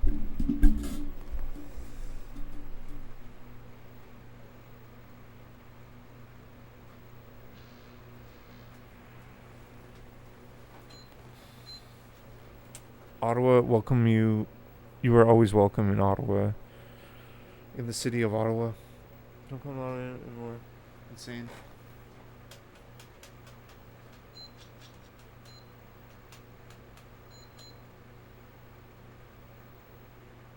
Oh no way.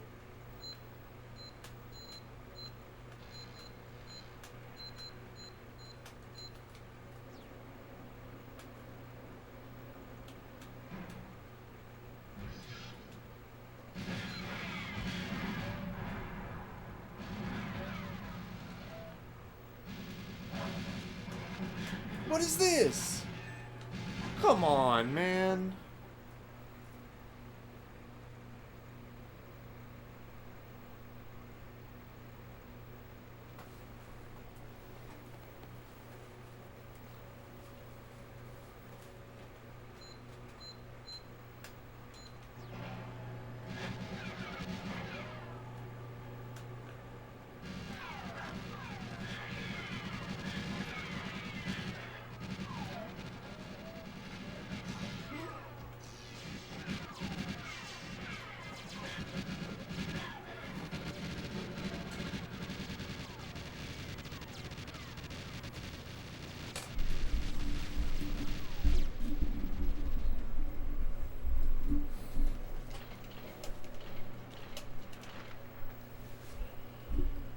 Jesus fucking Christ, man.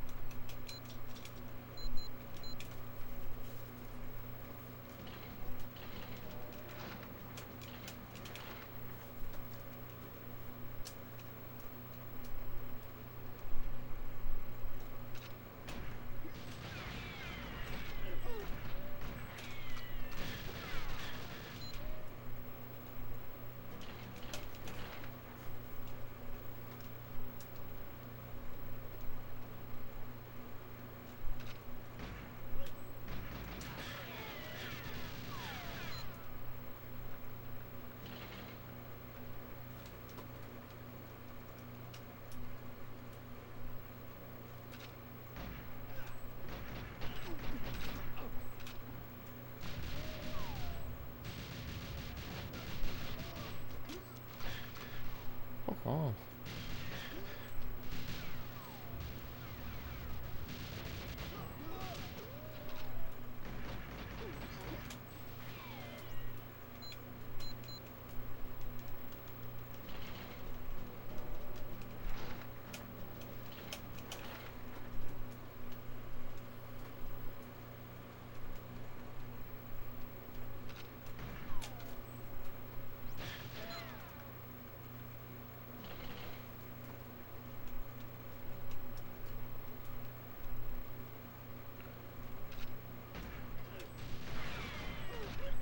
Why?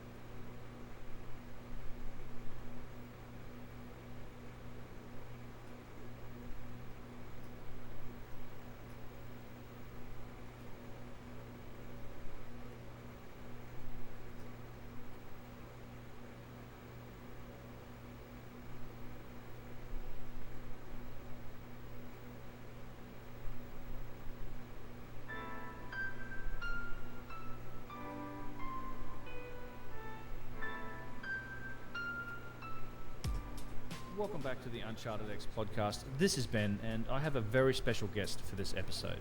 Someone who should need no introduction to most of you. Author and journalist, Graham Hancock.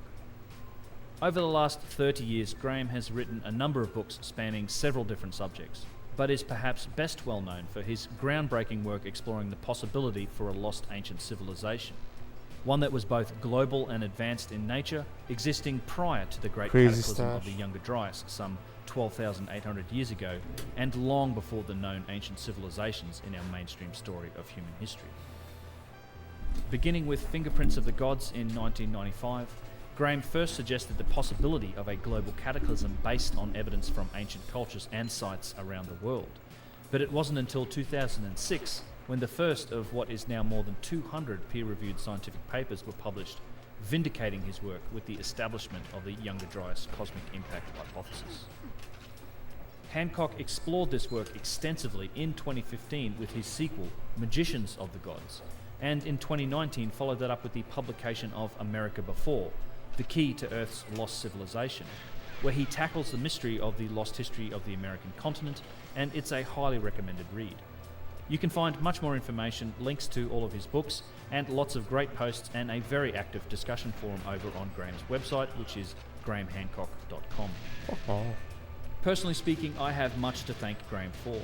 His work served as a source of inspiration for me, and after having had the privilege of travelling with him through Peru and Bolivia, first in 2013 and then through Egypt in 2015, I made the decision to quit a 20-year Tragic. career in IT and pursue my own investigations into the mysteries of our past full-time, which, along with being a radical and risky life change, ultimately led to the creation of this channel.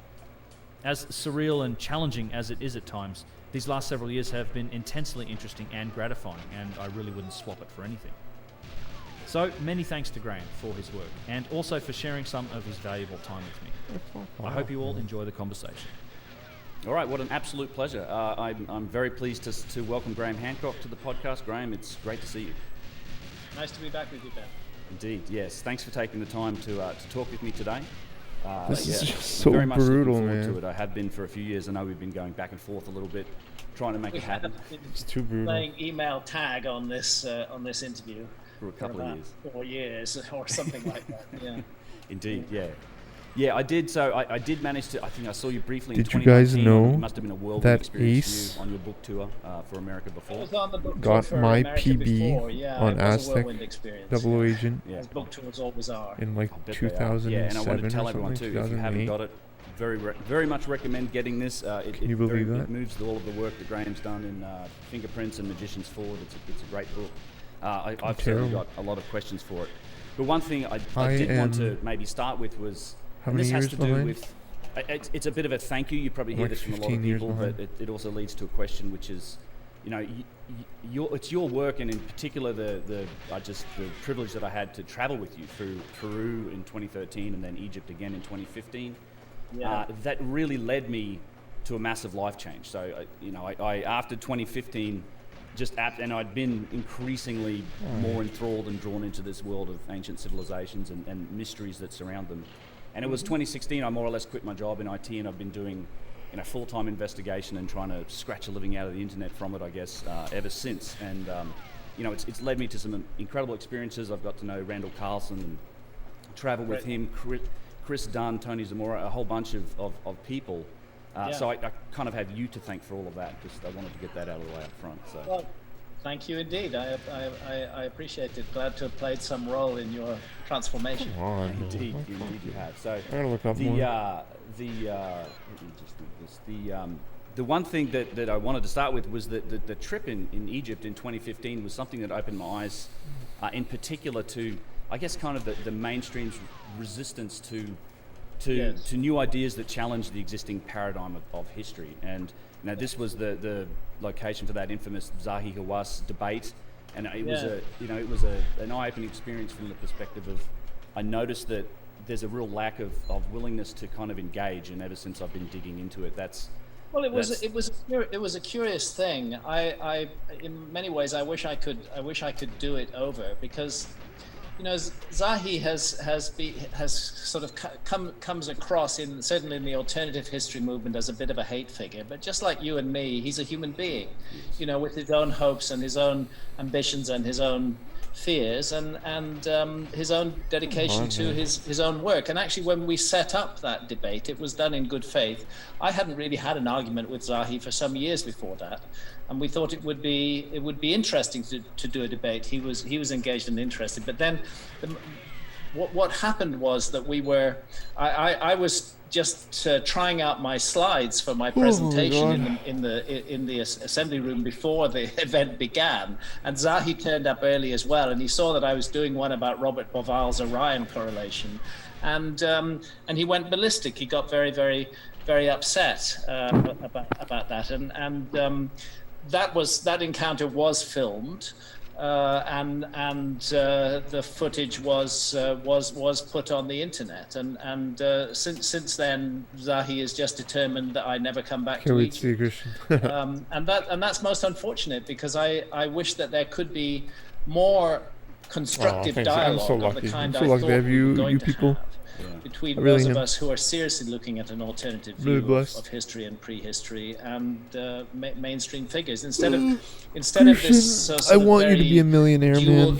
I really want you to be a millionaire, this sort of division and between I want one to give side you that and the ability other. to be a millionaire. I would prefer to see us all cooperating. Really It builds do. up You a lot deserve of it. bad will and bad feeling. have I the understand ability to. archaeologists getting very upset with me because I say some pretty sharp things about archaeologists sometimes, where I feel they've failed to do their jobs properly. You know, they respond with very sharp comments towards me in an attempt to sort of dismiss all of my work and the work of others who are working seriously in this field.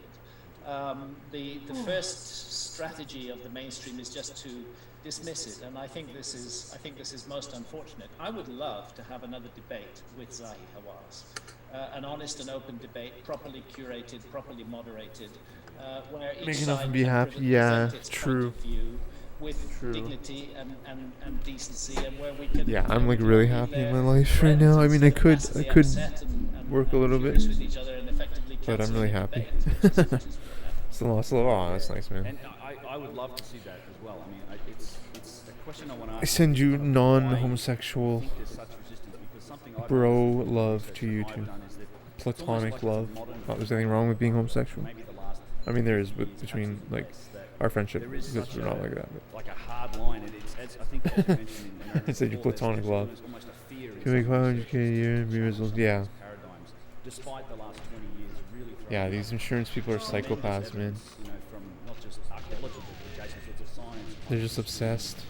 genetic And then they spend their life just working. I saw a quotation on this. I forget who it was from, which kind of rung It's the not for bell. me. In evolution, you know, when you have a species that occupies a particular ecological niche, it's very difficult for that niche to be filled by anybody else until the former species has gone extinct.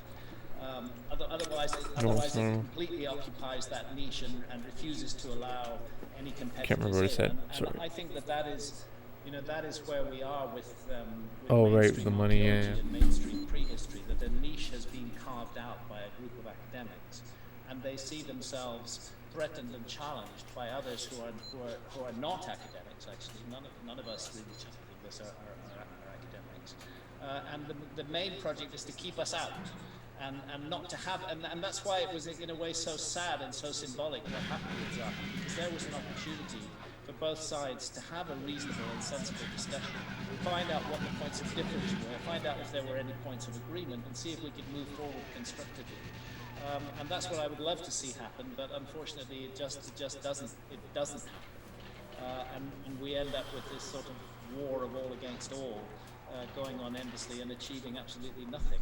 Yeah, that's right. Just sort of spinning out wheels. I mean, What I'm finding is that I am, you know, I'm getting banned from working on Hey man, I had quite a spaghetti. number of, archaeological sites around the world. I had mom's spaghetti. To me, I know, I'm really lucky. I'm really blessed. perhaps the worst really form am. of censorship.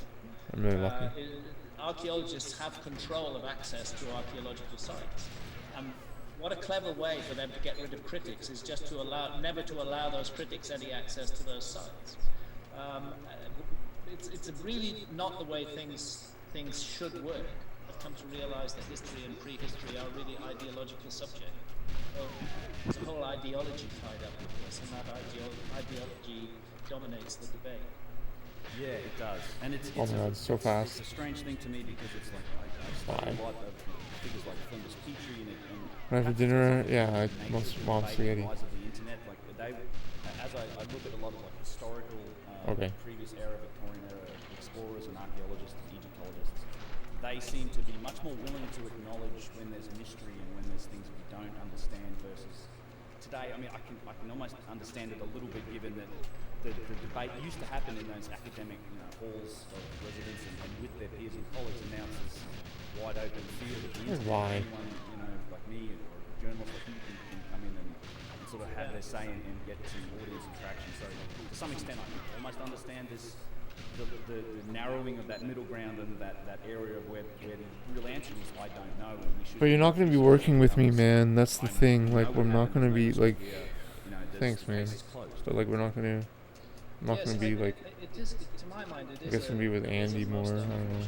Thing is that part of the mission of mainstream archaeology and prehistory seems to be to drain the past of all its mystery, to turn it into this sort of bloodless, colourless entity which has been sucked dry of all. So make the appointment, my dude. Make the appointment, please. If you want to, just make the appointment, and then set it up.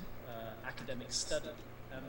Until the appointment is made, really these are just words, my dude. Because the engagement of the public with the past Thanks, man. depends on mystery. And we can't just have sanctioned mysteries. Mysteries that there are mysteries that are okay according to the mainstream, and other mysteries that aren't okay. And it should. Oh my fucking god, man! No, I don't fucking know, dude. Of this division, to up our game, to do excellent work, to do the best work we can, to research thoroughly. But we would like to have a proper and reasoned discussion with the mainstream about this, and I think I speak not only for myself but for many of my colleagues in this field. We don't want it to go on being a hate fest. No. We would like it to be much more constructive. A man like Zahi Hawass has got a lifetime of experience working on the Giza Plateau. He's enormously knowledgeable. In many ways, he's quite a fascinating character. I quite like him, and I was very sad when that happened because I saw that as an opportunity for a new way forward, and instead it ended up as a complete dead end, which is most unfortunate. Indeed. Yeah, and the other minute to me, I think this unwillingness to embrace some of that mystery also limits progress because we tend to, the way I view a lot of mainstream archaeology and Egyptology in particular is this constant desire to look at it through that lens of, it's everything we have to be able to understand and classify everything that happened in the past from within our own perspective of our own technology, of our own civilization, as some sort of inferior subset of what we know. Versus, I think there are some true mysteries that if we embraced them and investigated them with an open mind, we might stand to actually learn something and progress our own knowledge base. Exactly. I mean, one of the ways that the mainstream deals with this, and it's interesting. I don't want to carp on about this too much, but it's interesting the way that mainstream archaeology and prehistory has a grip, for example. I should have done the force stuck there. Wikipedia is the first port should have done the force stuck for almost anybody who's looking for information on a subject they don't know about. And for that port of call to be controlled by an ideological faction that have a particular vested interest in a particular view of the past is most unfortunate. And yet that is the case. You find, for example, that the Younger Dryas impact hypothesis cannot get a fair deal on Wikipedia. They constantly try to diss it and to cut it down. Although that is not the role of an encyclopedia. An encyclopedia's role is simply to report the facts. And in my case, they try to just write me off at the outset by calling me a pseudo-historian or a pseudo-archaeologist or a pseudo-scientist. And with that word, for a person who's coming to my work for the first time, the first thing they see is Wikipedia. The most likely thing they're going to do is say, well, we're not going to look further into Hancock's work. And that clearly is the objective of the Wikipedia project, of the way that they yes. is to just get rid of all inquiry right at the outset and stick with the mainstream all the time.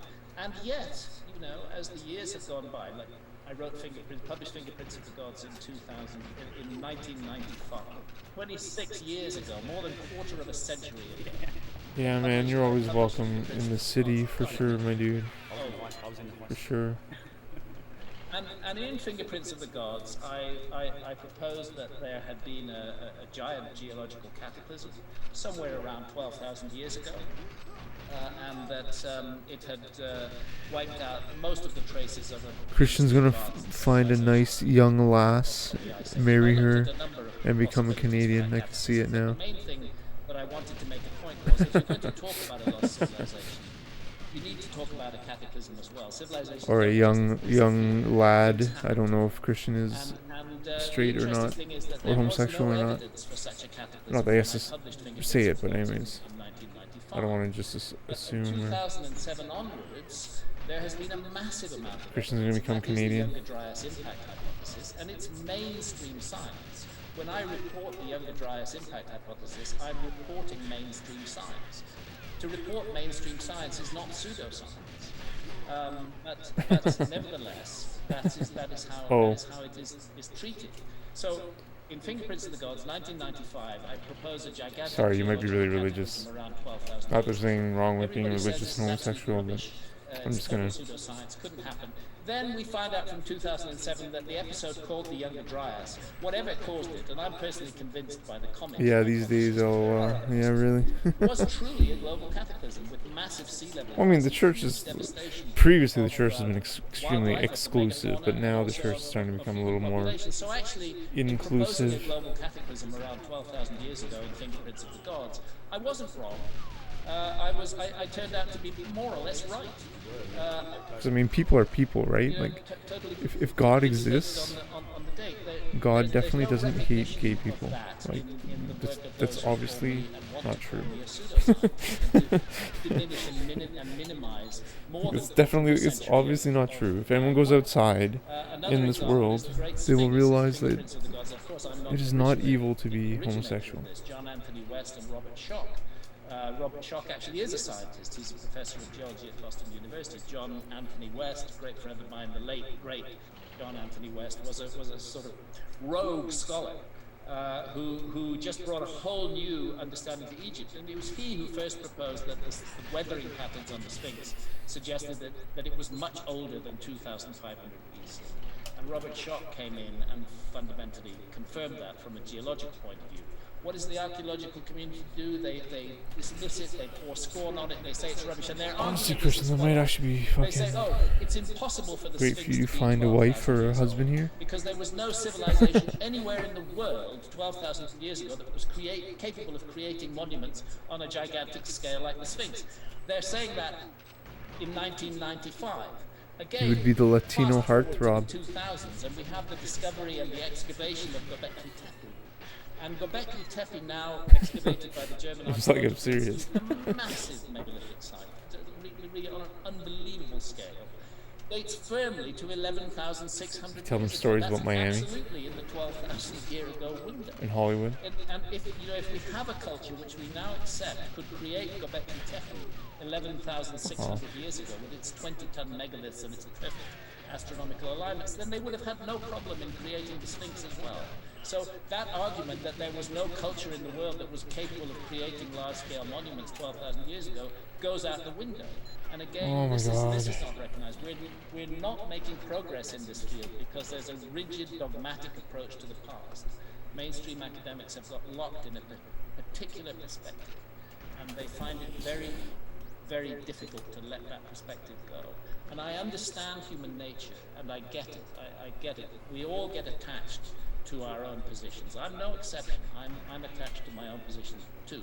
But the one difference I think between me and academics in this field is I do not insist that everything I say is 100% right. I might be wrong. I might be making mistakes. What I'm trying to do is to provide a Okay, I'm honored you guys want to watch me, chat with me, listen to me. I'm really and I honored. believe that's a useful service. I mean, It's a service that's worth me of all people, that's really cool. Thank you. And unfortunately, Jesus. It just leads to this And you make it, you improve life. And it's no way to proceed. And frankly, I think mainstream archaeology Not my life too, but I mean life in for the general. way that it behaves. Like We know for the so earth. little about the past. you go back to 5,000 years ago or earlier, we don't really have any written documents. Super Perhaps the hard. earliest Oh my civilian god. documents go back 6,000 years ago. You have nothing. No written documents have survived. Sudbury's a little rough, man. Everything Sudbury's that pretty we rough. understand about the past is pieced together from little artifacts dug out of the ground. It's completely isolated up there too. Frankly speaking, even in There's nothing up there around Sudbury other than Sudbury. Not a pseudoscience, but a real science.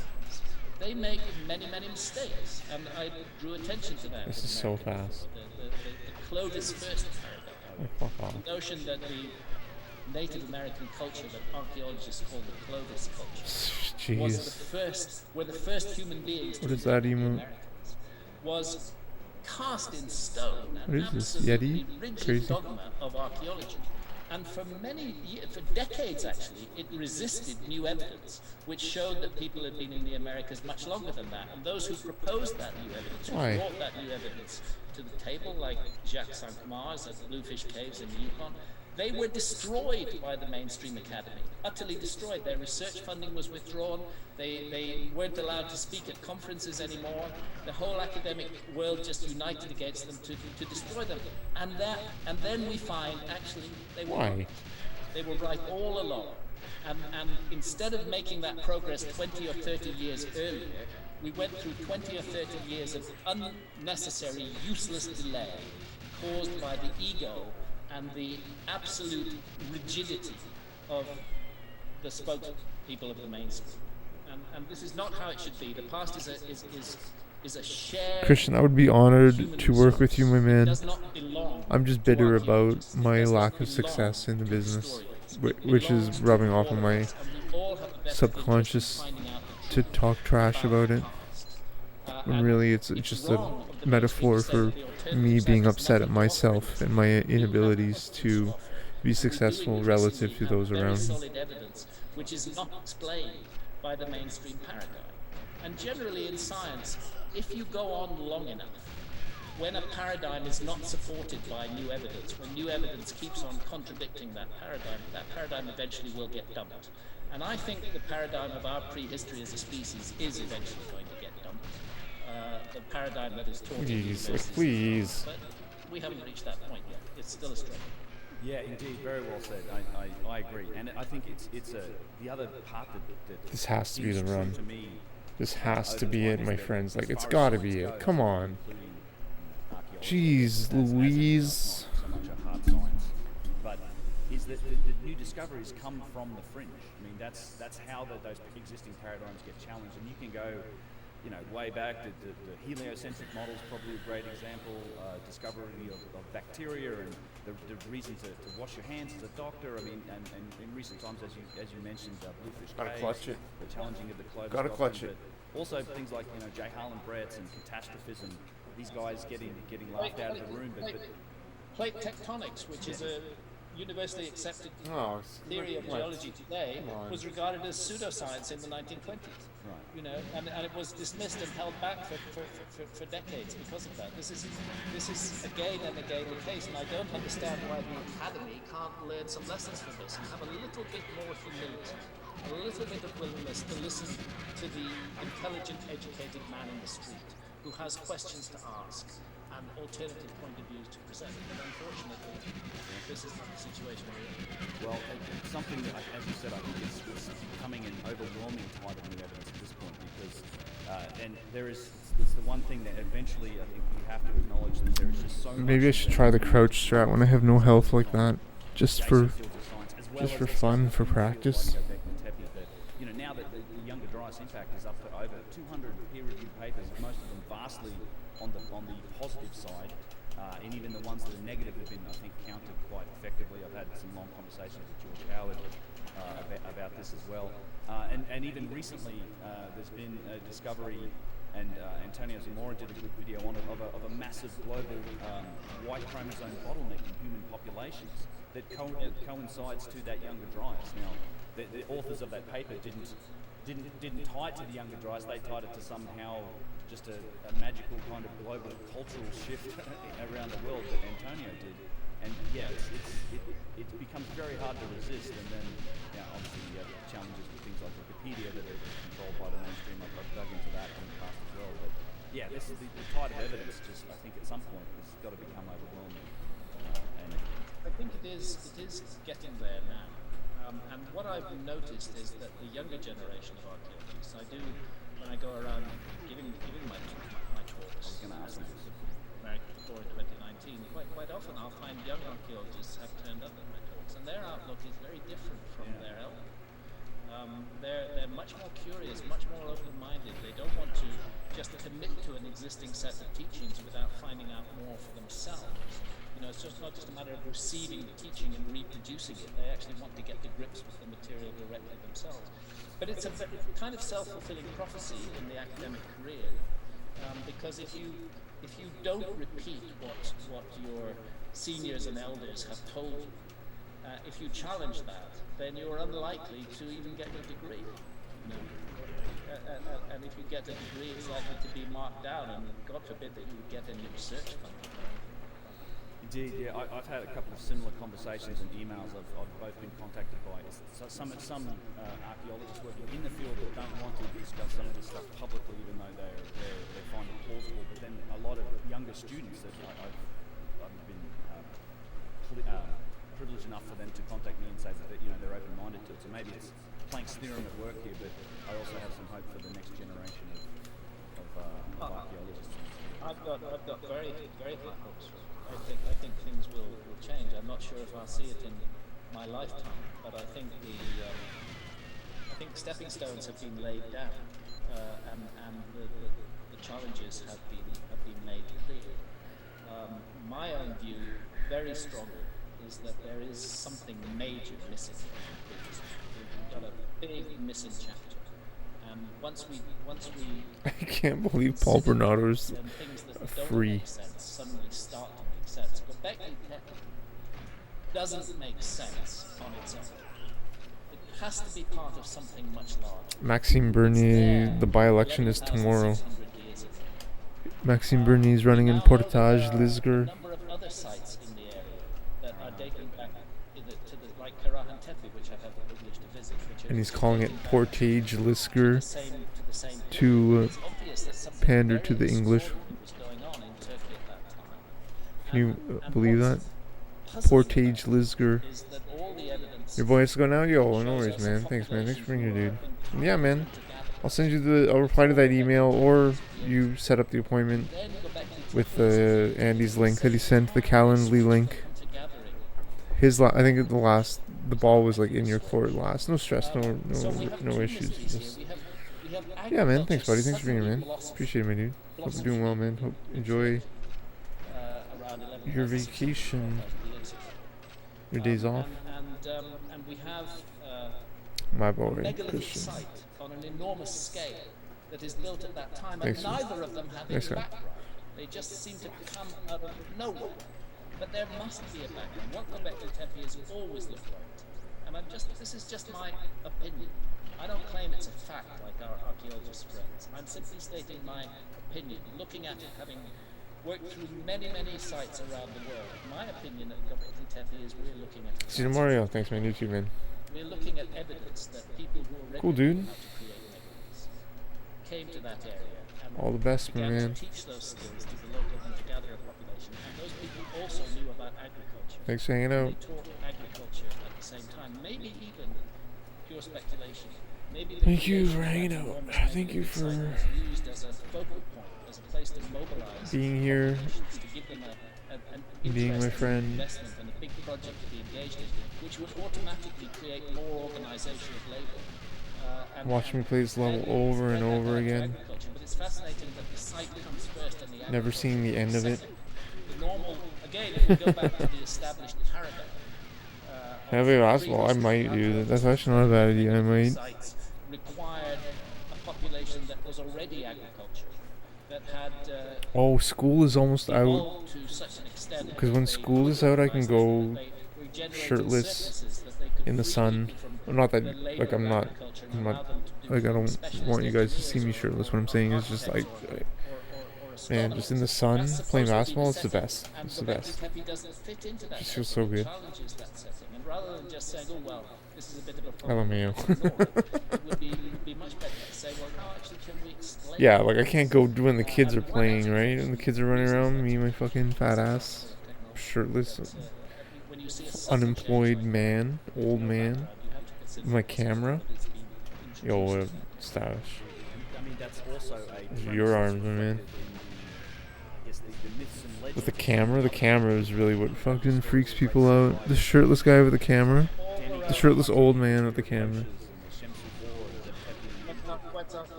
Playing in the playground. And I'm like really kind to the kids. I'm like, well, I'm not like super kind as you saw in film, but I'm like kind of kind, so people would kind of worry. And yet archaeology tells us to ignore all of these myths and traditions from the past. The splash pad is there. That's the only reason why I go shirtless sometimes. Because it's an excuse to be like, oh, I was in the splash pad. Well, I'm sorry, there was a flood. Sea level rose 400 feet between Play with the kids? No, not really. and 11,600 years ago. I just play basketball by myself. I just shoot around by myself usually. In Miami, I play. It was pickup, dude. Pickup in Miami? Oh my god. That is a flood. That park? Dude, that park is amazing. That's like one of the best fucking places of my life. That park in Miami Beach? Oh my god, man. 11,600 years ago. Yeah, I remember, yeah, dude. That was like, that was a dream of mine, man. Skateboarding, going to the beach and then playing basketball in the sunset. Oh my god. Those were like the happiest moments of my life. I mean, obviously being with my girlfriend is like number one, but it was so magical, that part. It was just so spectacular. And everyone was just so cool. 9,000 years ago. Well, that was in 600 BC. Or go down the swim, yeah, man. Oh In my other words, god. 11,600 years ago. In other words, the date So of good. Tepe. I mean, So either this good. is just a coincidence beyond belief, or there's something really spooky going on here. Plato was so right. Yeah. That is meltwater pulse 1b. Ask any geologist. I remember the feeling of jumping in the ocean after doing weightlifting. Oh my god. It's just so good. It's the best. Splash pad is a close second. Actually, no, the splash pad is not even close. Splash pad is the biggest cope of my life. Excuses to dismiss the stories of the past. We need to listen to the testimony of the ancients. We can't claim to have grasped and understood the past if we don't listen to what the ancients had to say. And there's hardly a culture anywhere in the world that doesn't speak of a lost civilization, of a great civilization, of a golden age, and a flood that brought it to an end. Yeah, flood or fire, and I think that there are more. We're one PB away from switching levels, I think, my friends. Around the world, be it flood or fire. I mean, and if you think about the nature of humanity, when you're in an era where it's oral. We're not two PBs away from switching levels, honestly. This is just too arduous. Framework around them, and that's how you pass data down through generations, and it ends up looking like it is. One of the ways, that's one of the ways, if you have information that you wish to transmit to the future, one of the ways to transmit it is to put it into a story that people will keep on telling. And of course the story will be full of symbolic elements. But if the story is good and it grips people's imagination, it will go on being told even if those who are telling it don't really understand what it's about anymore. And it'll be there, it'll survive for thousands of years. Wow, Stash. So you got your license then? You had your life insurance license. Your, what's it called? I forget what it's called. That is why the Younger Dryas. That's wild, man. That's such a hard license to get, man. Is such an intriguing answer to all of these problems and needs to be taken incredibly seriously by archaeologists. Just for your listeners, the Younger Dryas. Anyone that freaking has a license, you know they're an expert. They're a financial expert. It's insane. The geologists call the Younger Dryas is actually named after. Maybe not a financial analyst expert, but a financial advisor expert. for sure. And the Younger Dryas sets in suddenly 12,800 years ago, and it ends equally suddenly. The amount of knowledge you gain is 12,800 years ago, the world has been emerging from the Ice Age. For several thousand years, things have been getting warmer. In fact, I think that's what I'm really taking away from it is the education. As it is today, although there's still a lot of ice caps left. And the pride. Then It makes me feel good. sudden change of climate and massive Not the decrease, social scene, but I mean huge just the extinctions of knowledge. species, a very mysterious rise in sea level. Normally, I mean, when I you do get like freeze, people, but you don't get a rise in sea I'm level. not in it for the because people. water's all frozen. So now we must invoke some kind of heat source to explain how, at the onset of a huge global deep freeze, an enormous amount of water is released into the world ocean. The best explanation for that is the comet impact hypothesis. I may not be a good leader. The Dryas impact hypothesis is suggesting that the Younger Dryas was caused. I may be very by knowledgeable, but I multiple don't know impacts if from I have fragments leadership of a skills. disintegrating comet. That's what set it. Other set it than on its leading by course. example. Yeah, we needed some, and this is something I've discussed with Randall quite a bit, is that we needed some injection of energy to that system because there is a real paradox here for geologists about how all that ice melted. Because if you took all of that ice that contributed to that 400-foot sea level rise, and What? even 10 to 15,000 years ago, you popped it in the warmest water. I also have no patience with people. Indonesia, it would still be. I have zero patience. 30,000 years to melt, just sitting in warm water. And Might it be my head melted injury, it for just might be a me. time, as you said, in these giant bursts. And, if ever anybody wants evidence of catastrophic Probably just flooding, me. get yourself up to the Channel Scablands in Eastern Washington State. The head injury doesn't help. It's an incredible landscape, first of all, but once you understand the events that shape that landscape, it's a mind-blowing experience to get up there and actually see it for yourself. I had the privilege of making that journey with Randall Carlson. I think you've done something similar. You know, Randall is just such an acute observer of the geological landscape, and things that you might miss, he points them out to you, and you suddenly realize that what you're looking at is current ripples that are, hundreds of feet long and 40 or 50 feet high. The kind of ripples that you get on a beach on a very small scale, and you find in the Channel Scablands on an utterly gigantic scale, but they're caused by the same thing. They hit him? Recession of floodwater. I did hit him. And Can you imagine? suddenly you I start don't looking think at this is the gonna whole work. world in a different framework. And I gotta we go need for to it, though. Remind ourselves that cataclysms are a regular part of life on Earth. That they have driven life on Earth not just for millennia, but for millions of years. And perhaps it's not so surprising that a cataclysm intervened in the human story. Yeah, that's right. We're learning that they happen much more frequently than we think we did, which kind of leads me to another question for you that I really have always wanted to ask, which has to do with Such a scam. Such a scam of understanding why figuring out this mystery is important. Because for me, I think it almost feels like in our civilization, our modern technological-driven world, I think you've termed it an electromechanical approach to problem solving. Scam. It's as if I think most people go through life as if it's a fundamental Slow. tenet of existence here is that we're on some preordained path. We've come from the Stone Age directly to here. This is the way that civilizations go. And I think that if there was a more general acceptance that, oh no, like humanity's risen to great heights in the past, only to have been just struck down and destroyed by cataclysm, it might change. It's an altruistic, it's all hell, it's gold, but it might change to help some of our trajectory, some of our priorities, and maybe spend a little less money on tanks and a little more money on exploring the heavens kind of thing. Exactly, and also on mitigating man-made disasters as well. Because cataclysms don't only come from the cosmos; they can also be created by a species like ourselves. All of this is. So yeah, that's I think I'm trying to figure out how to frame that, why this stuff is important. Some people kind of brush off the historical perspective. It's important, first of all, at a personal level. Every one of us likes to know our family background, where we came from. We often can't trace it back very far. I can't trace my own family back beyond my great-grandfather. I've heard great rumors about it.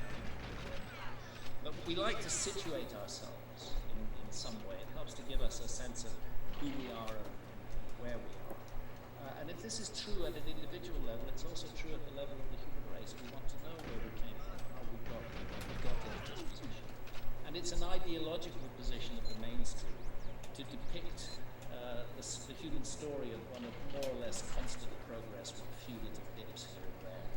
less constant progress, as John Anthony West used to put it, from the Stone Age to us today with our Sprite toothpaste and whatever. But it's not. This is ideology. This is not a fact. This is how we wish things would be. This is also part of the problem, is that we constantly look for ourselves in the past. And if we don't find ourselves, then we automatically define those cultures as primitive. Whereas there's many ways to be sophisticated. Ours is just one. And it's lacking in many important qualities that a civilization should have. But the worst thing of all is this arrogance, this sense that we've made it, we're safe, we're secure. There's nothing for our technology will solve everything for us. That is a huge error. Life on this planet is fragile. It can be diverted in its course very rapidly and very, very quickly. And I don't think that our civilization is resilient or strong at all. We do have some great tech. It is so screwed up in so many ways that the tendency to specialize, for example, which is part of the success of our culture, also has a downside. It means that people are very good at doing one thing, but not very good at doing anything else. If you come to a global cataclysm, somebody who's a specialist in computer science isn't really going to be that much use in feeding his or her family. And it's why those who are most likely to survive a global cataclysm today, in my view, would be the meek of the earth. It would be those few remaining hunter-gatherer populations. Alright, be right back. Tribes and rainforests, in the Namibian desert. Those few remaining hunter-gatherer populations that still exist on the earth, these are people who know how to survive. They could pass through a horrendous global cataclysm unscratched. It wouldn't affect their morale, it wouldn't affect their outlook, their confidence, but it would destroy us. Because our confidence is no longer based in our own abilities, it's based in what society as a whole provides us. And I think the psychic collapse of Western civilization, confronted by a huge cataclysm, would be extremely rapid and very, very awful. And we would be in a situation where people are just gunning each other down in the street very, very rapidly. We don't have the moral fiber to deal with a situation like that. We've got lazy, we've got idle, we've got far too secure, far too comfortable in our own wealth and privilege. And it's time that was questioned. And I think when we realize how fragile civilizations have been in the past, that even a great advanced civilization of the past may have been almost completely lost, leaving only a few traces, we have to realize that could be us too. We could be the next lost civilization. Yes, almost on a long enough timescale, destined to happen. Right? I think ultimately. Well, unless we grow up and change things, and it begins at the person to person level, and it spreads out to the nation to nation level. The time truly has come for. I love local cultures. Cultures are great things, but the notion of nations to me is a passé notion. It's a notion that passed its sell-by date. It's no longer useful to us. The notion that we should be patriotic to a particular nation has always seemed to me very puzzling and odd. I've never understood why I should feel especially loyal to Britain because I happen to be born in Britain. I don't see why. To spread the argument further to the issue of race, why should I especially like somebody because their skin color is roughly the same as mine? I mean, what should we do next? Should we go around measuring colons? And if I have the colon the same length as somebody else, then I've specially got something in common with him. I mean, the colon is an important organ, just like the skin, But we don't weigh and measure people on the size of their colon, and we shouldn't weigh and measure people on the color of their skin either. And we shouldn't absolutely pit nation against nation in these ridiculous struggles. We are one people. One thing I've learned from traveling the world all my working life, and it's very fundamental, is that people are the same all over the world. No matter where you are, you can be in the desert, you can be in a highly sophisticated city, the same hopes, the same fears. We all love our kids. We all want to make a solid future for ourselves. People are not different from one another. The similarities between people of different cultures are far greater than the differences. And it's time we celebrated this and recognized this. Often when I say something like this, I'm accused of wanting a world government. No, thank you. I don't want a world government. I don't want any government. I'm an anarchist. I don't think we need governments, but the governments persuade us that we need them. This is the problem, and what's needed is adult responsibility. We need to move on. We need to upgrade our consciousness to a level where the functions played by government are as minimal as possible. This macro scale government that we have at the moment is a very destructive consequence of the way our civilization has been moving. Yeah, as someone I lived in Asia, I live in the United States now. I have friends all over the world, in China. I mean, I absolutely agree with you, and I've had the same opinion about nationality and borders and things like that. And I kind of look at society. To me, it's almost, there's some aspects of our culture that move forward very rapidly, and technology is maybe one of them. But in other areas, things like government and our system of society and how we do that, it's stood still for hundreds of years now, and it's just, yeah, as you say, like. Look at how long, for example, it's taken to remove criminal sanctions from the use of cannabis. Look at that. That insane war on drugs, which has caused so much harm and so much damage. That has persisted for so many decades that it's still not got rid of. It's one area where I really appreciate what the American people are doing. Which is state by state, they are legalizing cannabis. They are basically saying, fuck you to the central authority and saying this is what we want to do. And that is an important thing. There have been so many lies told to us about cannabis in the war on drugs story. So much illusion, so much falsification of the facts. So we live in a culture where it's okay to get absolutely drunk on alcohol. Leading to all manner of car accidents, fights, physical illnesses. That's okay. But, if somebody smokes cannabis, then they get sent to jail. Yeah. This is obviously insane, but the fact that it's obviously insane hasn't prevented it staying in place for 50 years. It's beginning to fade out now, thanks to grassroots action. Yeah, indeed. And in the States, and there's kind of a weird... dichotomy here, where it's the US was also the one responsible for pushing that prohibition more or less across the world in the first place, and it's also the states that are now changing it as you say, at that grassroots level. The prohibition was pushed by US government. That's right. Well, US government, I should say. Liberalization is being pushed by the US people. There's two different things. I agree. They're two very different things, and this is what we need more of in the world. Is informed democracy, where the people can make choices, where choices are not made for us by experts. I detest the fact that it is okay, it's still okay in Britain for somebody to tell me what I may or may not experience in the inner sanctum of my own consciousness while doing no harm to others. This is the most invasive abuse of human rights. Indeed. If an adult cannot make decisions about their own health and their own consciousness, always with the proviso of while doing no harm to others, if they can't make those decisions, then they're not free in any meaningful sense. And in fact, the very word freedom becomes actually meaningless. It's one of the things that I most like about the US is that inbuilt in, it's like a baked in concept of freedom. It has something to do with how the country was founded, and it's a real fundamental part of the character here, and I have that juxtaposition with Australia, which is unfortunately gone in the opposite direction.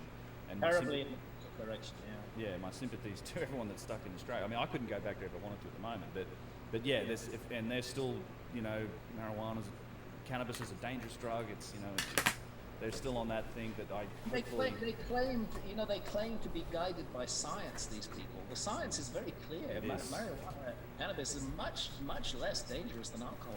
In fact, it's not dangerous at all. There isn't even a lethal dose of cannabis. No. It's just a very crazy situation. And again, at the root of it is ideology. Ideology is driving this, not facts, not science, but ideology. And control.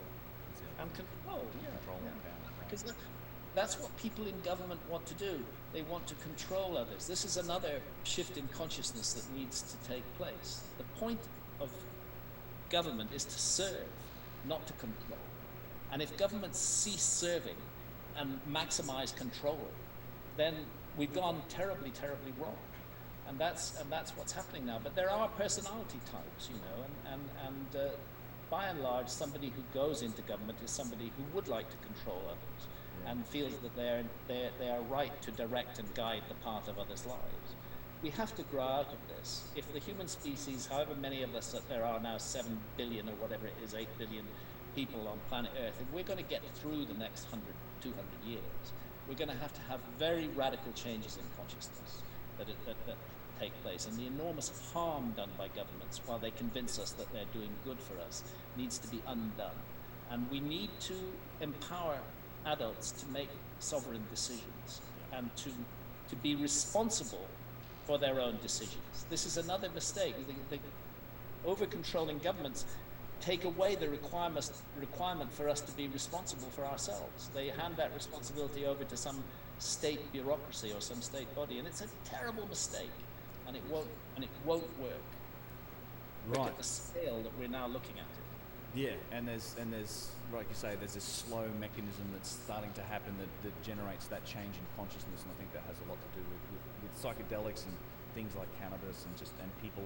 Also the power of the internet, which is I often see as, you know, it's a remarkable thing where you can now be educated from anywhere in the world, but it's a knife that cuts both ways too.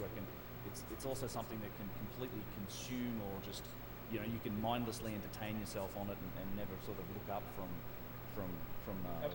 Absolutely, it's a mixed gift, or a poisoned chalice in some ways. But I'd still rather have it than not have it, because it has given a voice to some extent to the powerless. Go back 20 years from the point of view of an author. Let's say go back 25 years to when I published Fingerprints of the Gods in 1995, or 26 years. And you would find at that time that the mainstream media controlled everything.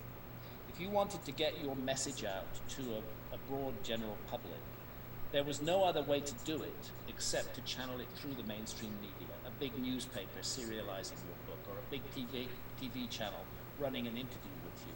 Well, that's all changed, and I welcome that change. I think it's a great change, because now we have this means where people can speak directly to one another. Of course there are teething problems, of course there are difficulties, of course there's a lot of misinformation with the information, but that's also part of what comes with being a responsible adult, is that we have to sift information for ourselves and figure out what's right and what's wrong and what works for us. We don't have to wait for some expert to tell us what we need to think.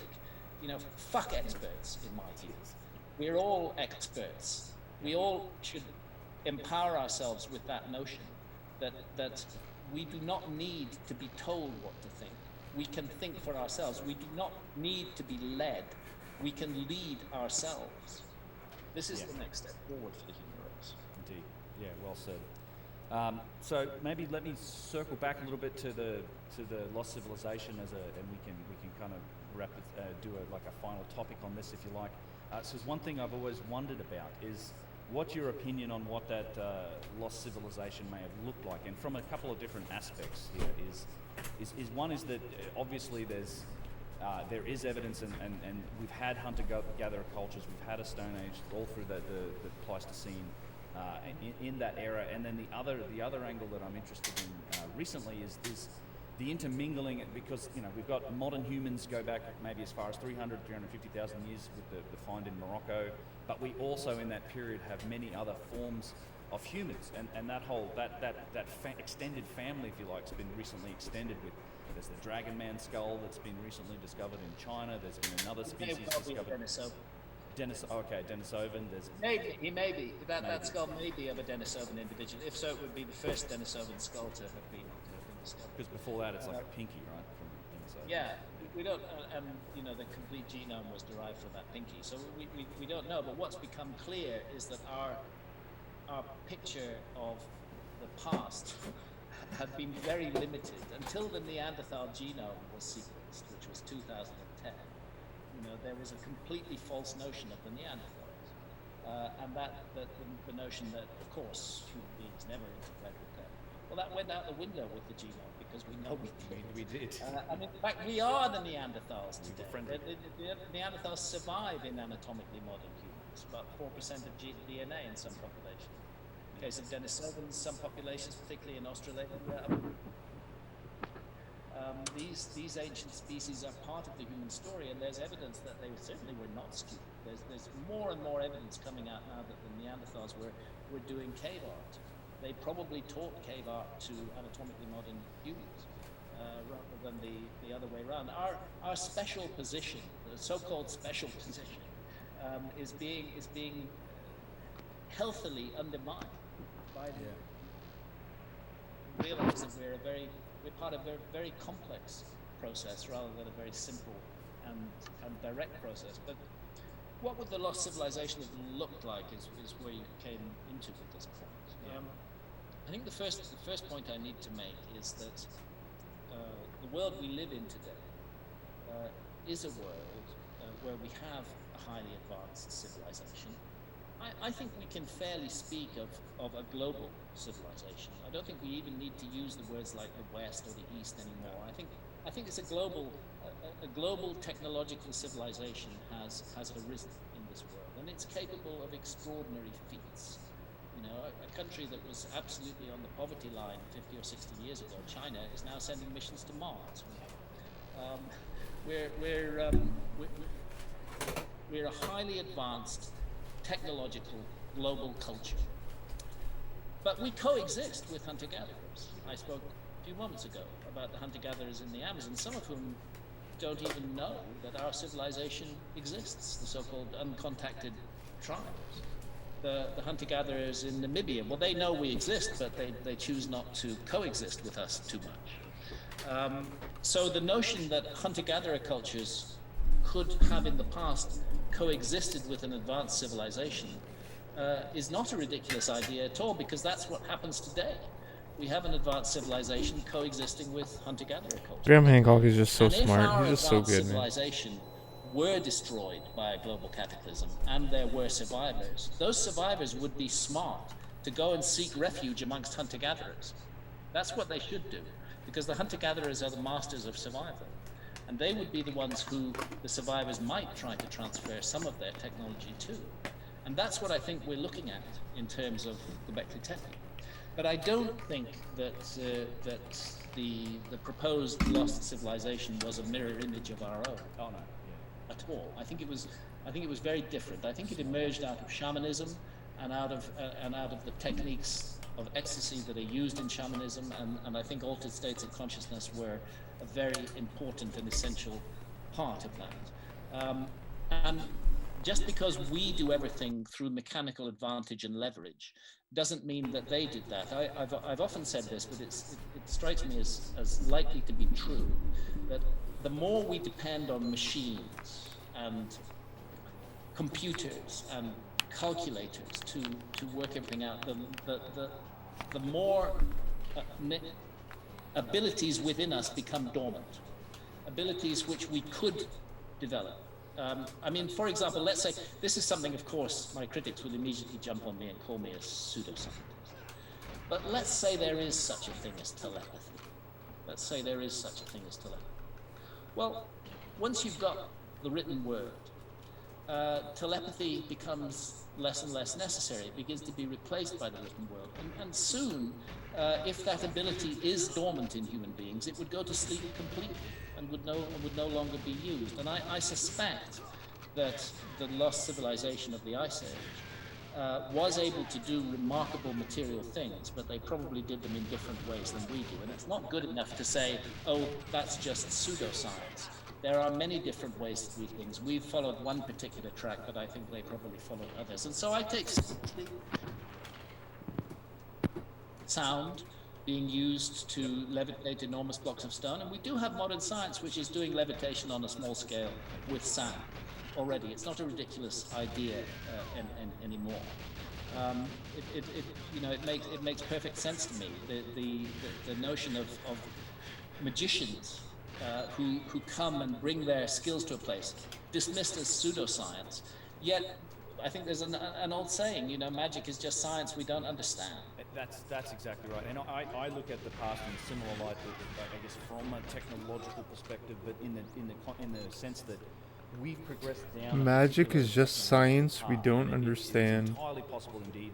That's such a good quote. That there exist entire realms of other forms of technology that are more organic based. So people often say, why didn't they build the pyramids if they were so advanced out of, you know, metals and structures and lightweight? Like we do that because we need to make lightweight, strong material. But if you have an effortless ability to work with organic material like granite, basalt, or limestone, then you have no need to develop titanium alloys and all these other things. And I think in 100 years, 1,000 years, we'll know much more about technology, and that's why I think it's so important to look at these things with an open mind. If you were a wise civilization, you might choose not to pursue particular routes of technology. Right. Plastics. We unwisely have pursued. Yes. You know, we have pursued. So Imagine we're never kids going to saying find that to ourselves adults. in the past. That's not what What's we that? find. And if we look for ourselves in the past, we won't find ourselves. But we do Magic find is of a much higher science that we level don't understand. of civilization during the Ice Age than the mainstream presently gives our Ice Age ancestors credit for. And I think one of the best examples of that, a really useful example, is the survival of ancient maps that showed as it looked during the Ice Age. Maps. Now we know the history of these maps is complex because the ones that have come down to us were made in the 15th, 16th century. Magic. But they were copied from older source maps, which are now lost, and they conveyed the contents of those source maps onto the new maps, and they mixed it together with discoveries from the age of discovery. But when you start looking at those maps in detail, whether it's the Orontius Phineas map or some of the Mercator maps, you realize that you're looking at things that don't make sense according to the knowledge of the 15th or 16th century. You see, for example, Antarctica depicted on those maps. Our civilization didn't discover Antarctica until 1820. But it's there on maps in the 1500s that were copied from much older source maps, now lost, going back, we know, in some cases, to the Library of Alexandria. You see an enormously extended Southeast Asia, very much like the Sunda Shelf, which was exposed and above water during the Ice Age. And very spookily, you see very precise relative longitudes. And that tells you you're dealing with science. Because we couldn't do longitude until the middle of the 18th century. And when I find it was just an unknown, it was the dream of all navigators that somehow they could fix longitude. But until a marine chronometer was invented that could keep accurate time at sea, longitude was impossible. So to find accurate longitudes on these maps that were copied in the 1500s from much older source maps tells us there's something really wrong with the way we're understanding it. That's right, yeah. Not until James Cook's second voyage of discovery were we able to do it. I mean, that's where that old running down an easting or running down a westing came from, because they had to go north and west until they hit where they wanted, and then they would travel. I think. There was even a big prize. A prize was offered for solving the longitude problem, and I think it went to Harrison for his chronometer. Right. Which finally could keep accurate time at sea. Well, that's 18th century technology. But to find evidence of 18th century technology in the Ice Age is pretty disturbing to the mainstream paradigm. It is. It's even reflected in the Great Pyramid. I don't know if this is when you take the perimeter of the Great Pyramid and the ratio of its perimeter to the ratio of the socle, which is this little the shelf that it sits on, that's about this much wider. That perimeter is the exact ratio of latitude and to longitude on the planet, being an oblate sphere. We're slightly more east to west than we are north to south. So there's some evidence to suggest that the accurate measurement of the planet and the ratio of latitude to longitude is reflected in the dimensions of the Great Pyramid. Well, I've been convinced of this for a long time, and it goes back to my readings of Hamlet's Mill. I don't know if you've come across. I have a copy of it here. It's a fun read. Incredibly important book. It's an incredibly important book, which is largely ignored by mainstream scholarship today. Giorgio de Santillana was the professor of the history of science at the Massachusetts Institute of Technology. And Hertha von Deschend, his co-author, was professor of the history of science at Frankfurt University. These were serious people. And what they found was an ancient knowledge of the phenomenon called precession of the equinoxes. And precession of the equinoxes, I'm not going to bore your listeners with a long and detailed description, but fundamentally it changes the background stars against which the sun is seen to rise at particular key moments of the year. The solstices and the equinoxes is when it's most noticeable. And this process is caused by a wobble on the axis of the Earth itself. And because that's our viewing platform, the changes in its orientation affect the star field. These changes take place at the rate of 1 degree every 72 years. And these numbers, based on the number 72, 30 times 72 is 2,160, 60 times 72 is 4,320. These numbers appear all over the world in mythology, all around the world, tied up with imagery of a giant mill turning.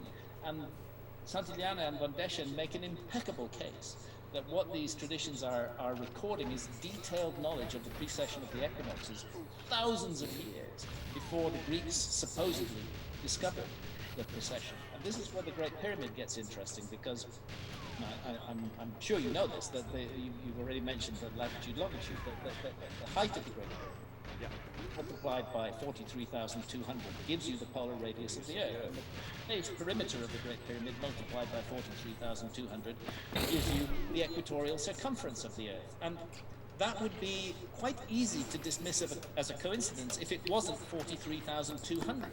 But 43,200 is one of those numbers generated by precession of the equinoxes, where the base is 72 years for 1 degree. So it's 600 times 72. So what we have is a geometrical scale model which gives us the dimensions of the Earth, and it does so on a scale set by a key motion of the Earth itself. I mean, this cannot be an accident. No. This is very, very clever workmanship that's gone into this, and evidence of high science in remote antiquity. And it just astonishes me that the mainstream ignores all this and doesn't even want to go there. And that's it's another example of how we pass data down through time. It's not just eyewitness accounts of cataclysmic events, but there is actual astronomical data encoded in these myths and legends that have even passed through cultures that should have had no understanding of it whatsoever. That's what's I found remarkable about Hamlet's Mill. Absolutely. It's almost as though, and actually Santillana and von Deschen hint at this, because they attribute this knowledge to some almost unbelievable ancestor civilization. It's almost as though a group of people sat down to permanently memorialize this information and to pass it down to the future. And the fundamental message they were sending was, take us seriously. We knew our stuff. We had worked out the precession of the equinoxes. We knew the dimensions of the Earth. We knew the Earth was a sphere. We had mapped the entire world. Take us seriously. And unfortunately, that is what mainstream archaeology is not doing. It is not taking the voices of the past seriously, unless it's some king's inscription, or some duke or earl. Yeah, indeed. Yes, and there's other connections too that seem to come from that common ancestor. One of the things I loved about America before was the connection you made between the cultures of the mound builders and the ancient Egyptians, from spiritual beliefs, religious beliefs, and then in particular the role of the astronomer seemed to be just remarkable. Astonishing, remarkable comparisons. And I'm not suggesting that ancient Egyptians went to North America and passed on their ideas to Native Americans. What I'm suggesting is that both Native American cultures and the ancient Egyptian cultures were the inheritors of a legacy from a much earlier culture that was shared and common to both, and that passed down the same information in both places. And that's why you get these astonishing similarities, which otherwise simply cannot be explained. Indeed, yes. All right, well, Graham Hancock, thank you so much. It's been an absolute pleasure catching up with you and speaking with you again. Thanks for your time. I appreciate it. Sorry. My pleasure. Sorry. Really nice to talk to you again as well. Thanks for having me on the show. You too. Cheers.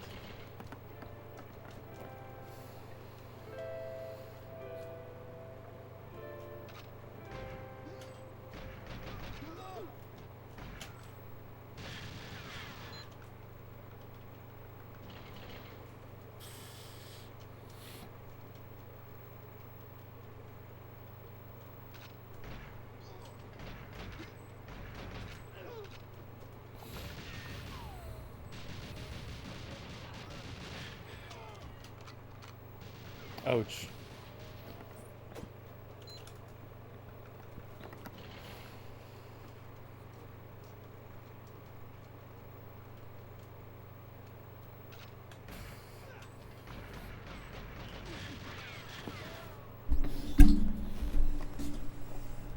That was a good podcast. Nice, man. Nice, buddy. Thanks, man. Thanks, buddy.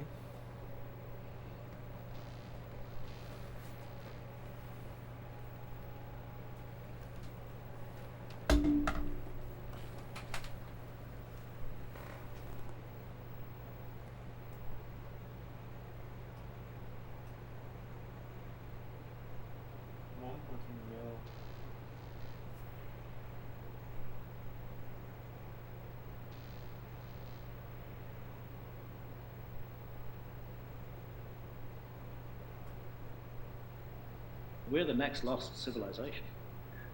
That's what our civilization is today.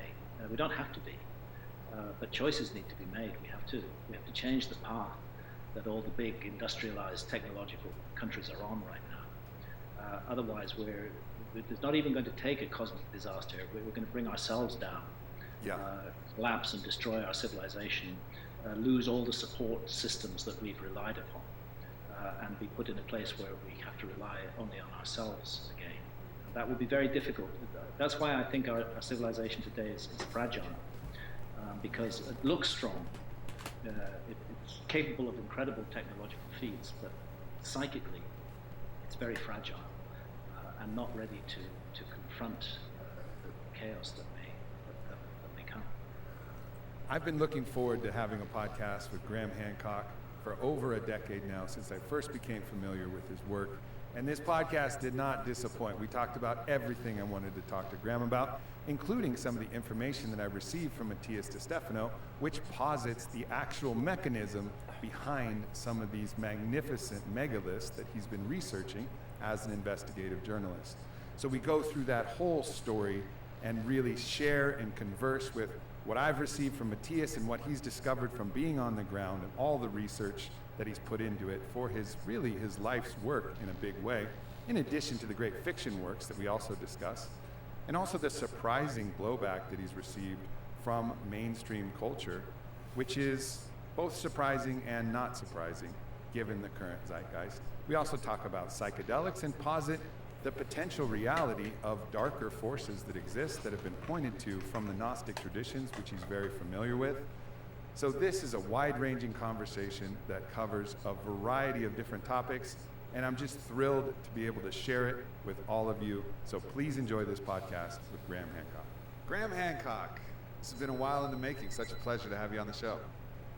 Nice to be with you, Aubrey. I wish I could be present with you in person, but this has just been a hectic trip across the U.S. for me. I understand.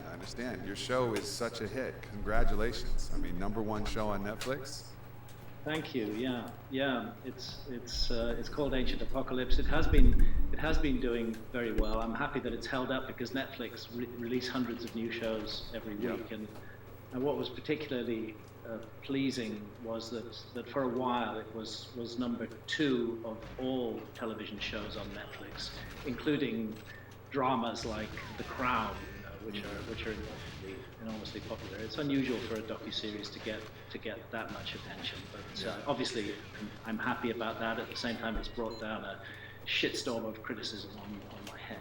Yeah, it's simultaneously the vindication of people who are highly interested and really enjoying your work, and then the establishment that is obviously aroused into some rancor here. Indeed so. So if you could, our audience, is probably pretty familiar with your theory and your work. So just so people have a landscape quickly about what your primary thesis is in this ancient apocalypse, also was the topic of Magicians of the Gods, which I remember reading when it came out. Outstanding, both of those bodies of work. But if you could just give a brief summary for those people who either want to be refreshed or aren't familiar with the thesis that you're talking about in these works. Well, what I've been looking into for the past 30 years plus has been the possibility of a major forgotten episode in the human story. and that is a lost civilization that flourished during the Ice Age, but that was almost completely destroyed in the series of cataclysms that brought the Ice Age to an end between 12,800 and 11,600 years ago. And in geological terms, and indeed human terms, that's very recent. I'm not talking about a high-tech civilization. Certainly not. We should not be looking for us, for ourselves in the past. I'm not talking about cell phones. I'm not talking about rockets going to the moon. I'm talking about a civilization that mapped the Earth, that explored the world, that was primarily based upon coastlines which are now flooded beneath the 400-foot sea level rise that took place at the end of the Ice Age, and which had a deep understanding of astronomy and geometry. I would say at least equivalent to Western civilization's understanding in the mid to late 18th century. So I want to be clear. I'm not talking about what we might regard as an advanced civilization in terms of technology. I'm talking about an advanced civilization in terms of a level of knowledge that is not normally attributed to Ice Age populations.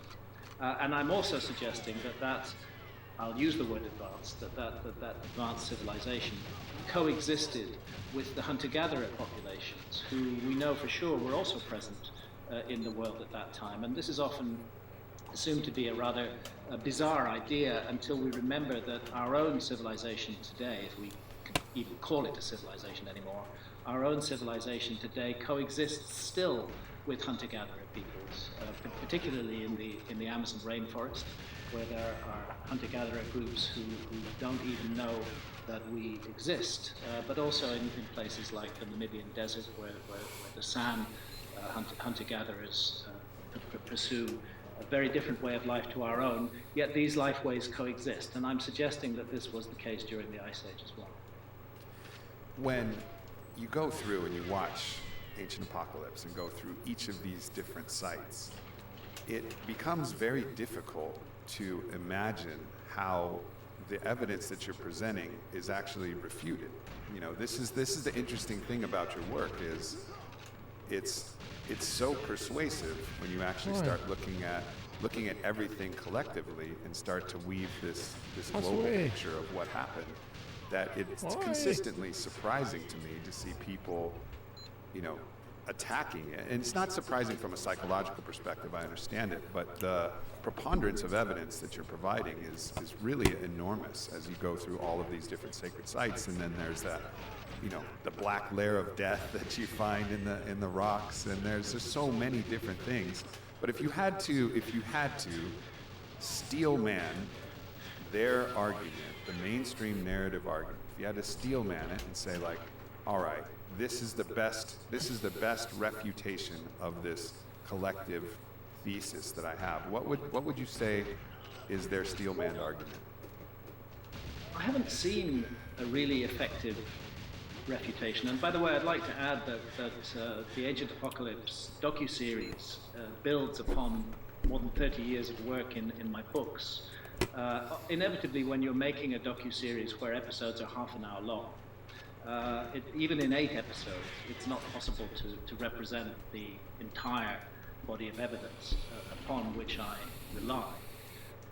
But it's interesting that the reactions to it by the mainstream have not, by and large, got to grips with what I'm proposing, but have simply been a deluge of insults and ad hominem attacks, particularly accusing me of promoting racism and white supremacy.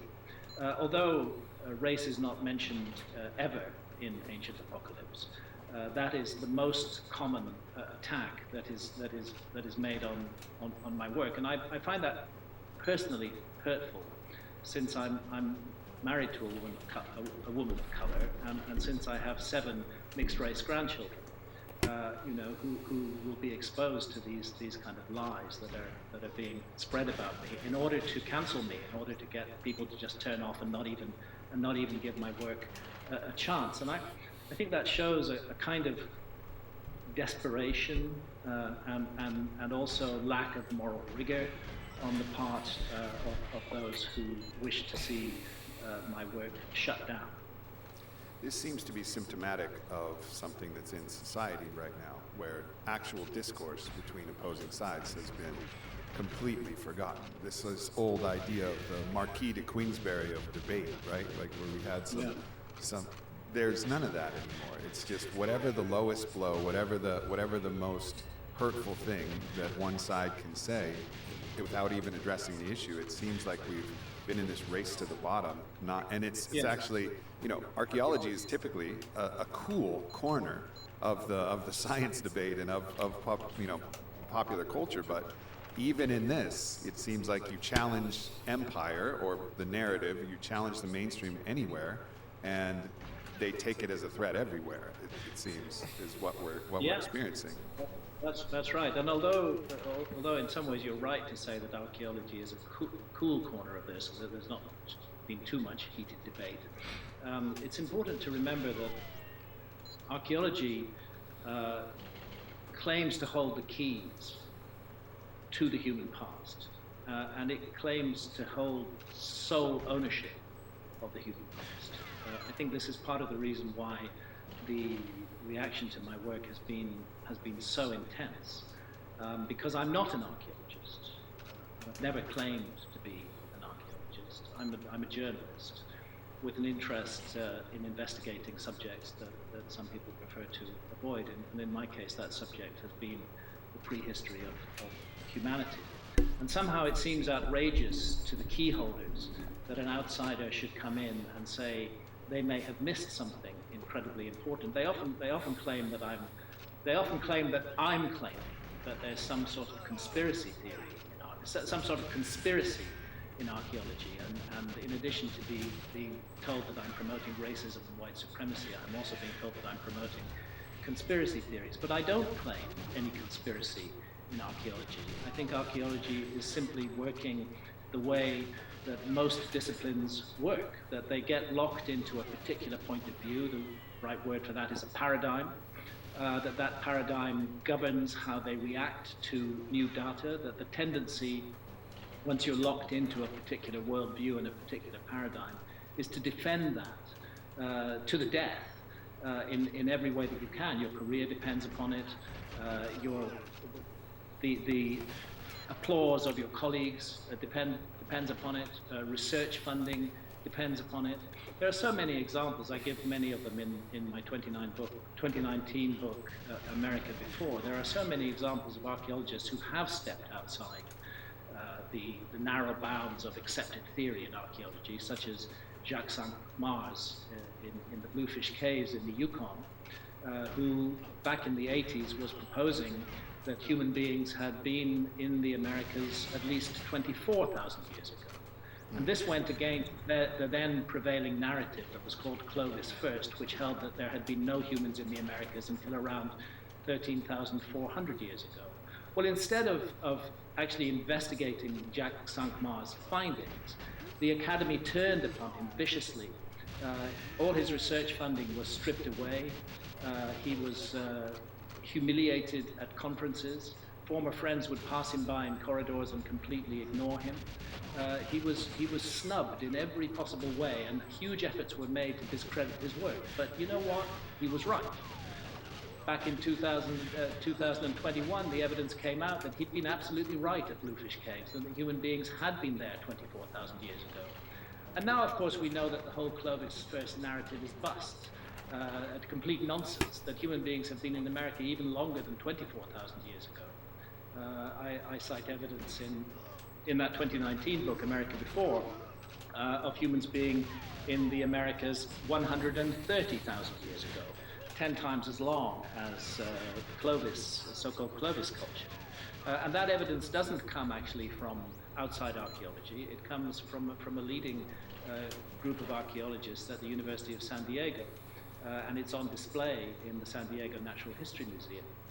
They found evidence of human tool use, slaughtering and butchering a mastodon 130,000 years ago, just south of San Diego. And again, rather than consider the implications of this, the response of the rest of archaeology has been to dismiss it, sneer in it, deny that it's possible on the grounds that, okay, we were wrong about Clovis, but we don't accept that human beings have been in the Americas for more than 30,000 years. So somebody saying humans have been in the Americas for 130,000 years has just got to be wrong. And this is it's just so unfortunate that there's this aspect of science which, instead of responding with curiosity to new evidence and new claims, just tries to shut those down. And this is greatly to the disadvantage of science in the long run. But, and I'll complete this long rant in a moment, but in the long run, it is the case with all paradigms that eventually the evidence that cannot be explained by the paradigm builds up to such a level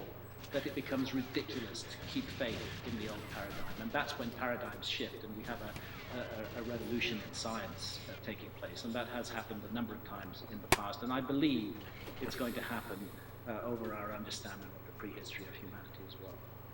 Yeah, it kind of evokes the image of tectonic plates that are kind of stuck, and they want to move, but they're kind of frozen, and the paradigm's frozen, and then they finally move, and there's a big earthquake, and it frees it up, and everything shakes, and a lot of things topple, and then everything settles on the backside of that. Then a new paradigm forms, Yeah, and exactly. that becomes the conventional wisdom, the accepted knowledge for a period of time. And then, very often, that new paradigm will also be overthrown by. I just have a feeling, though, that if someone comes to overthrow your paradigm with new evidence, and you're a great-grandfather out there somewhere, you won't look at them the same way that the narrative currently is looking at you. I think there's a flexibility of mind that we really need to evolve as a species, because what you're talking about has been seen in every different field of science. I mean, take the example of Ignace Semmelweis, right, who worked in OBGYN and noticed that hand washing had a significant impact on the survivability of mothers and children in this process. And then he was literally thrown in an insane asylum and beaten to death, dying of sepsis, probably from the wounds that weren't clean from dirty hands, right? Like, the irony of this, and then given the Nobel Prize, posthumously for his work. But there's so many examples of that, where someone comes up with a theory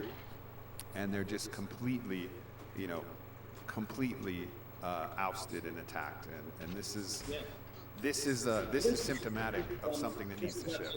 I hope if somebody presented compelling evidence that I'm wrong, that there may have been another kind of civilization present in the world during the Ice Age as well as hunter-gatherers, I hope that if somebody came up with really compelling evidence of that, then I would be open to consider it. I'm human. I'm filled with error also.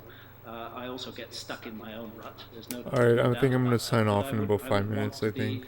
I would want to be open to that. I think I'm The gonna sign problem off is 5 that minutes. No such compelling evidence has been presented. That'd be a good Just- time to just sign these off straightforward right before dismissals, midnight. Appeals to authority. Enjoy the rest saying of the Hancock enjoy the doesn't evening know a what little he's bit. I talking might even about. do it in the Hancock next isn't an run. archaeologist. Yeah, I might How do that dare next he run. even suggest this? Yo, what's up, A Seth? Thanks, journalist bro. in the Guardian newspaper It'd be a in good England, time. asked actually why Netflix Put in a good, had what, 4 allowed hours? the series. We've had some good runs, but as though it's just people like are I'm not not capable of making up their own not minds. This is part of feeling the problem run with right this- now with today. This outlook I don't know why. of the so-called experts in our society is that they despise the man and the woman in the street. And don't believe that they're capable of reaching rational decisions about things without being told Thanks, buddy. what to think. And I find myself more and more embroiled in this. It's a much bigger debate than just the debate about the possibility of a lost civilization. It's a debate about free thinking and free speech in our society. Yeah, absolutely. It almost seems like there's this energy that you could almost, if you wanted to take some of the mythological minds of our past, you could deify it, and it would be this kind of stuck, judgmental, kind of demonic entity. And I'm not suggesting that this exists actually, but there's this energy that people are participating in that is actually an energy that needs to be, Why? needs to deeply Why? evolve, and really it has to evolve in all of our minds as we participate in that energy ourselves to whatever small degree that we do. And it seems like if we don't, society's going to really suffer. Absolutely. I think we are at one of those turning points in the human story right now. What is needed is a more loving, more open, more caring view, rather than just these constant attempts at character assassination from anybody who disagrees with the mainstream.